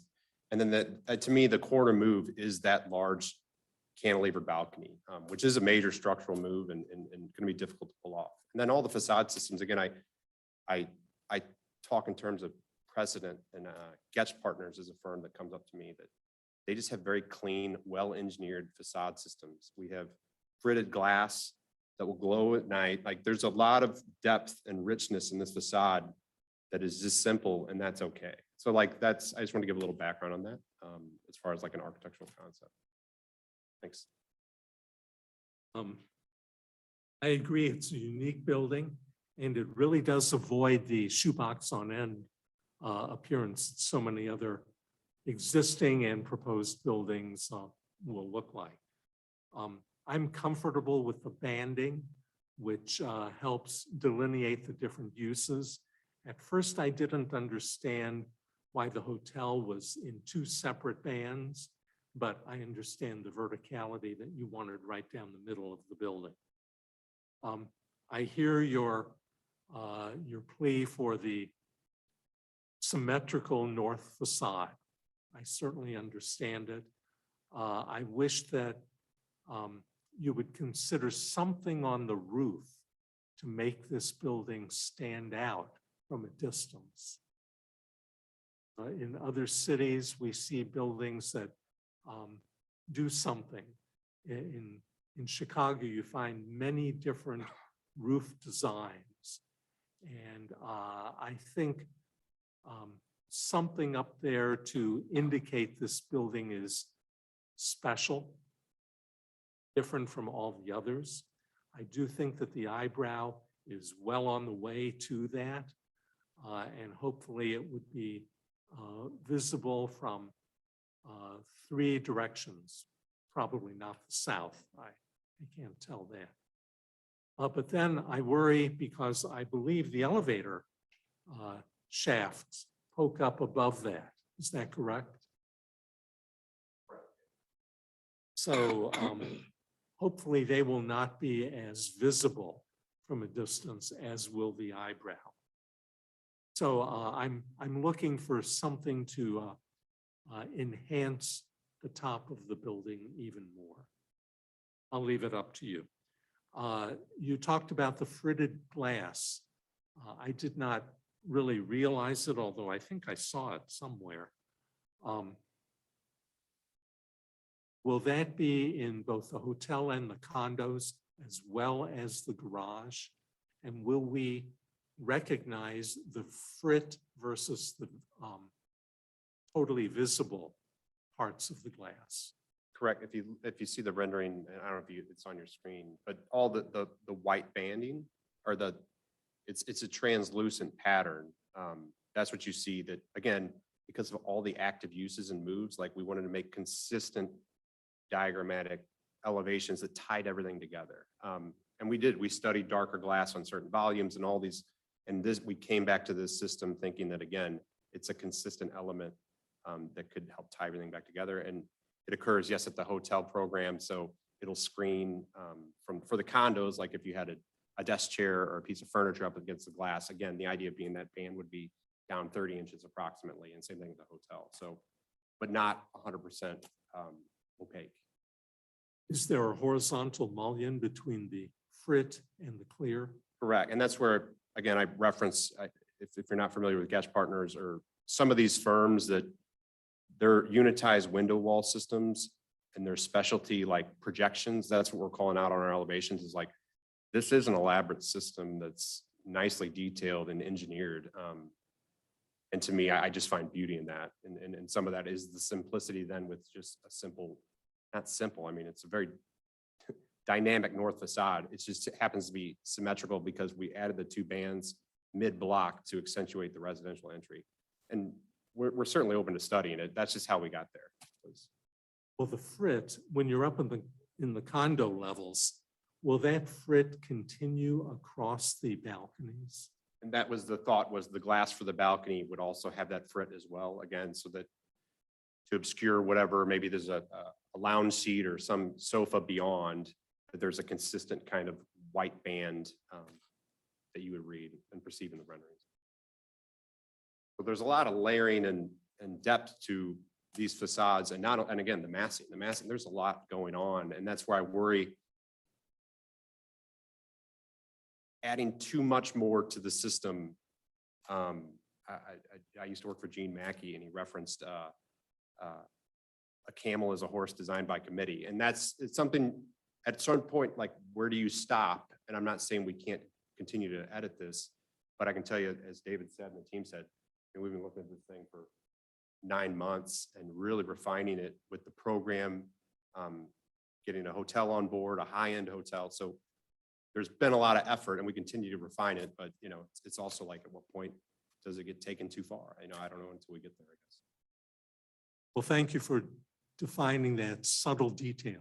I Yeah. really like that. I think that's the idea. And again, if you're not familiar with Getch Partners, I could send a list of great architects that have these engineered. And we also thought a glass building because it is a tall building, and we thought reflective and reflecting the sky. Like if it was a precast panel or brick or something else, maybe it'd be too heavy. So that's kind of where we started with this. I like the glass. I like the description of the frit as well as the balconies. And You can see there's the subtle heavier band of frit, and then below that at the floor line, there's an aluminum like projection, like a blade projection. So there's a lot of interesting details going on, I guess, as an architect. the material for the banding, Or the linking elements, so like the garage frame and that, for now, we've called out a composite metal. And we'll continue to develop it. There was, at the base, we'd introduce masonry pilasters.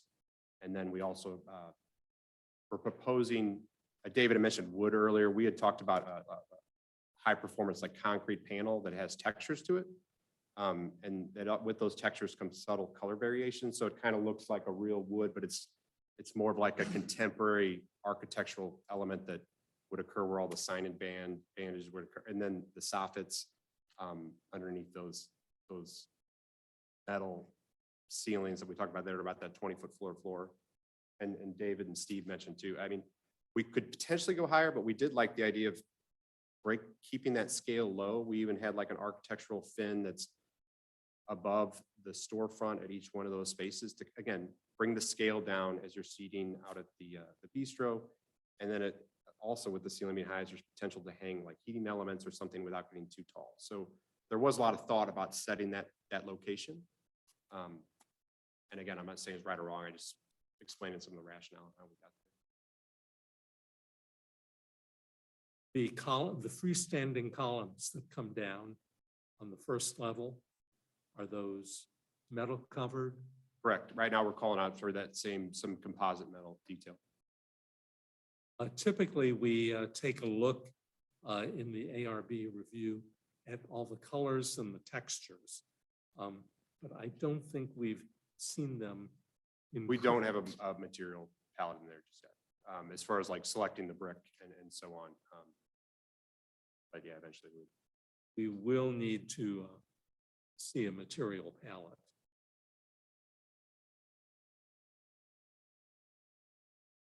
Go on, Bob. I like what you said, Steve. I want to see what the other architect has to say. Ellen. Well, thank you for the description of the elevations, the materials, because I'm liking the north elevation better now.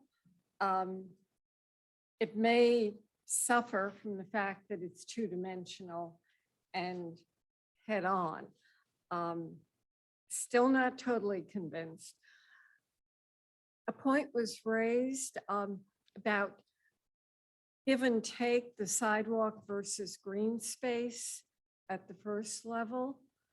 I would vote for the sidewalk for the pedestrian, because if you don't accommodate the pedestrian and make it pleasant, they will never use the green space. They'll never get there.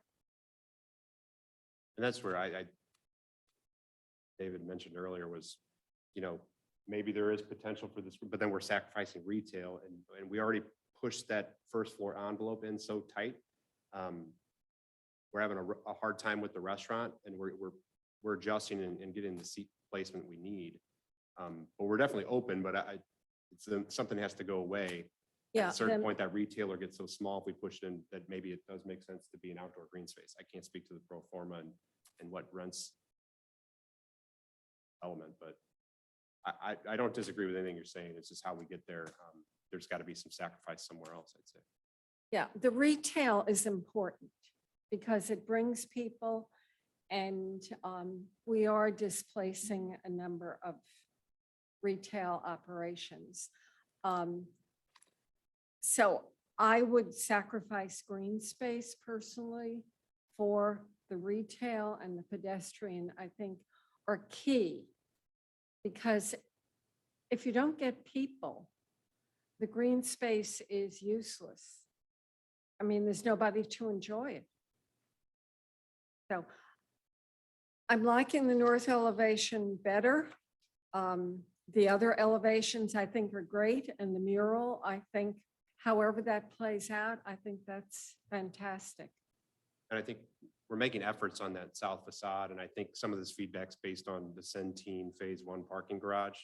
Because there is a rating requirement and openness factor on a zero lot line. We're not zero lot line on our facade, but hopefully something will be built there someday. So we want to make it interesting and in the meantime. So that's kind of where we started to head with some of your feedback. We appreciate you making it interesting because we've lived with uninteresting for many years at another location. Yeah, I'm very familiar. Nothing more. And as far as that, and you may have mentioned this, but that first floor concept, the restaurant is a breakfast free meal concept. So as far as like walking your kids in the morning, like it's tied to the hotel program. So it's open all hours. So they want their hotel guests. That's their restaurant for breakfast, lunch and dinner. So the idea is you could grab a coffee and yes, go up to the top floor. So Yeah, I didn't hear you mention that earlier. Yeah, so it's a good point. I mean, so the Canopy brand, what they would tell you is that they want their hotel lobby to feel like you've walked into a busy restaurant and bar and there just happens to be a front desk there. Okay, I mean, that's kind of how that's going to feel when you walk into this place. And it'll be 3-meal restaurants. So it'll be very active, especially on that corner. And yeah, there will be a front desk over to the side somewhere. So it'll have a lot of energy. And it is open to the public. Yes, sir. Yeah, we would love the public to come in and spend money. Yes. This is a third-party restaurant that Right. is requirement of the hotel to have meals served at all hours of the day at the hotel. So it is just a large lobby that you can go in and eat breakfast and then go up to the rooftop. Amy? So I happen to really like the north elevation. I like the symmetry because I noticed, the other ones, like you were saying, you do have a lot of depth and changes in that elevation. So I think there is a nice simplicity about this. I love that 12th floor, terrace that kind of breaks up the two halves of the building. I find that very interesting.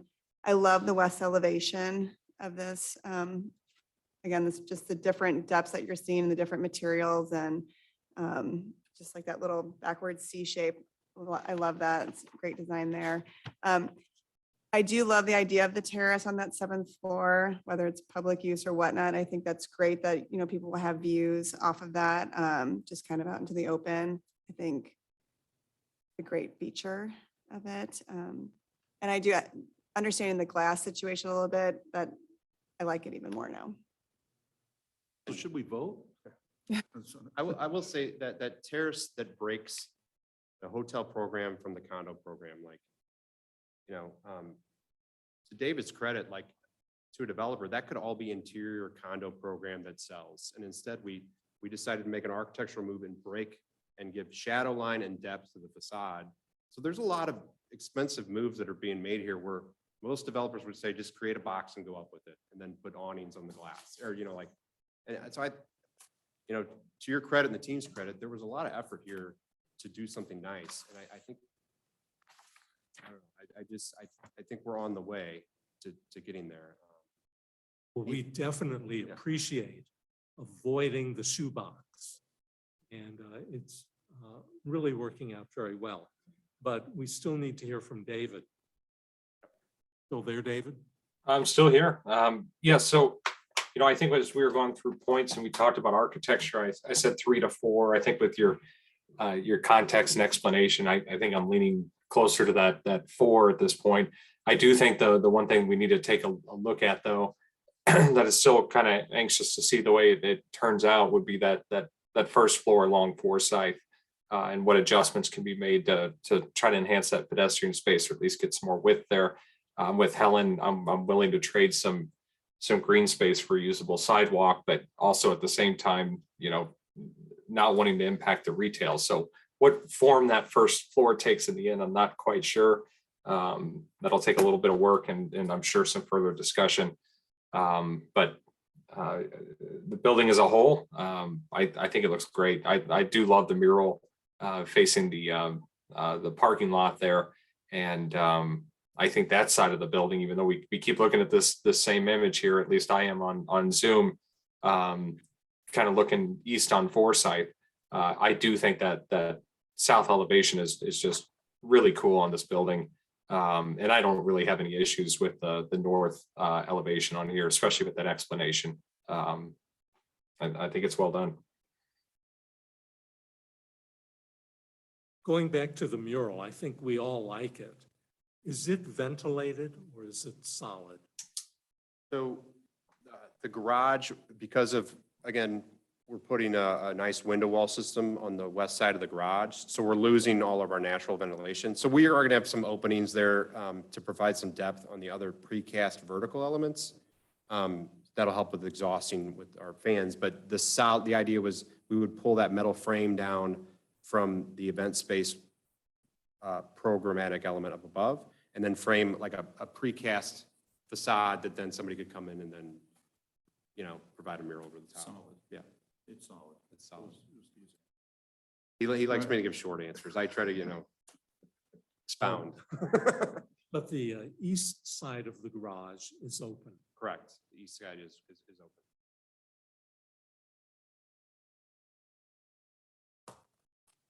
Anyone in the audience? I don't think anyone is left. Do we have any hands up? There are no hands up in Zoom. The left? There are people left. Okay. Well, Oh, a hand just went up. 1 second.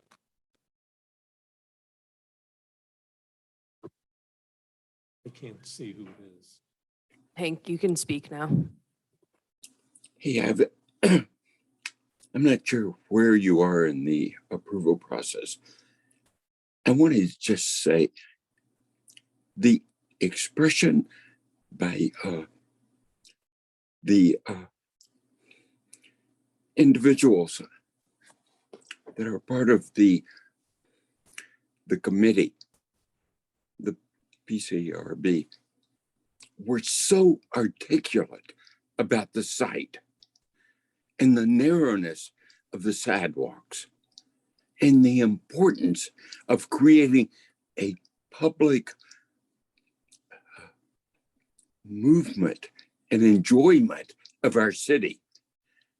And I was astounded by the resistance of the developer, who I've expressed my opinions about this on many times.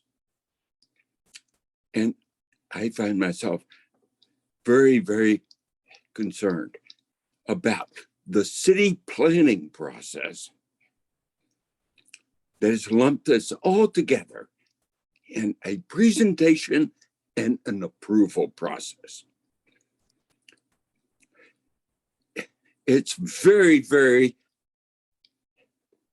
discouraging, and the design needs to have an incredibly inviting base. So just imagine driving along Forsyth and turning to get into either one of these areas. There's no, the design for this building is horrible, okay? Not from an upper level architecture, from a ground level experience. That's what I wanted to say.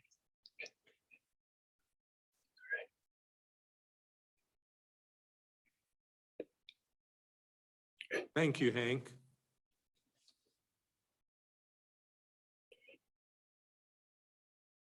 There are not any other hands No up. others. Okay, thank you. Anna, we can go ahead and approve this with the material palette to be submitted later. And that would then give you more information to go back and work on the PUD rezoning point system. Right. Just want to make sure we're all on the same track. David, do you are you in agreement with that? I can't see you anymore. Yes, I guess my question would be if we went forward with the architectural approval, just whether or not the anything reworked there along Forsyth, impacts that architecture. It very well could. As we have held off on the PUD and the site, I think it might be best to allow the developer to take all of our comments, but we should come back and look at everything as a whole package. I agree. I would agree with that. So with that in mind, in lieu of approving with conditions, I think we want to table, and how did we do it for the previous? We need to also do an official motion. Yeah, you can. All of them. To table all items 1, 2, 3, and 5. Correct. Okay. And that would leave out item 4, the plan consolidation, a plat consolidation. Okay, let's move forward with a motion to table items 1, 2, 3, and 5 that we have discussed tonight to the next meeting, which I believe was June 6th. I repeat said motion just made by Steve. Second. All in favor? Aye. Opposed? Okay, Thank you, guys. we will look forward to seeing you again. Thank you. We'll be back. You can scare Oh, us yeah. off. Thank you for a good presentation and good discussion. Okay. Well, we've come to the end of our agenda tonight. Kami, any further comments? No comment. I would like to make one comment We'll get to you. with these guys. No, go ahead. But I want to make these guys go. No comment. Bob? Tom, Steve, David, we have a comment for you. No. You guys did great tonight. I want to talk to these guys. I've heard you guys enough. But thank you for your patience tonight. I just want to say from the bottom of my heart, this is the first time I really feel it. I thought the commission was great tonight. Everybody really, but I really want to say the 2 architects here really drilled down.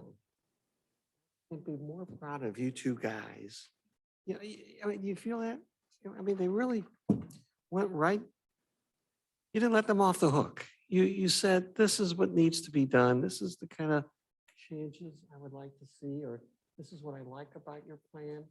But, this. I really felt you guys dug in. Well, thank you for the comments, but remember, you're still being recorded. This is a commercial. No, seriously, thank you. I do think it goes beyond the 2 of us that are architects. I think the expertise that you and Kami and absolutely David with his background bring, as well as when Carolyn is with us.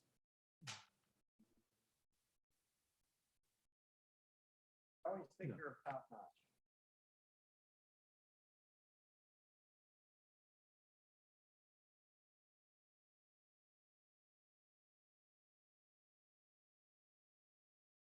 Project in the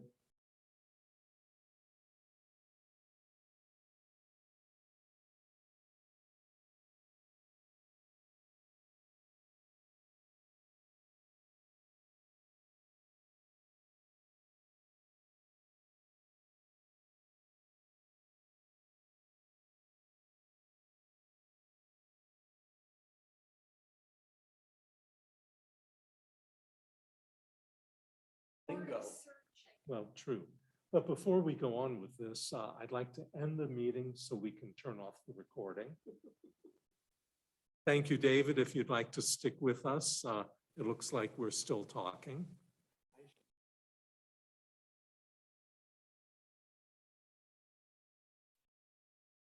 Yes. Do we have a motion to adjourn? Motion to adjourn. All in favor? Aye. Aye. Thank you.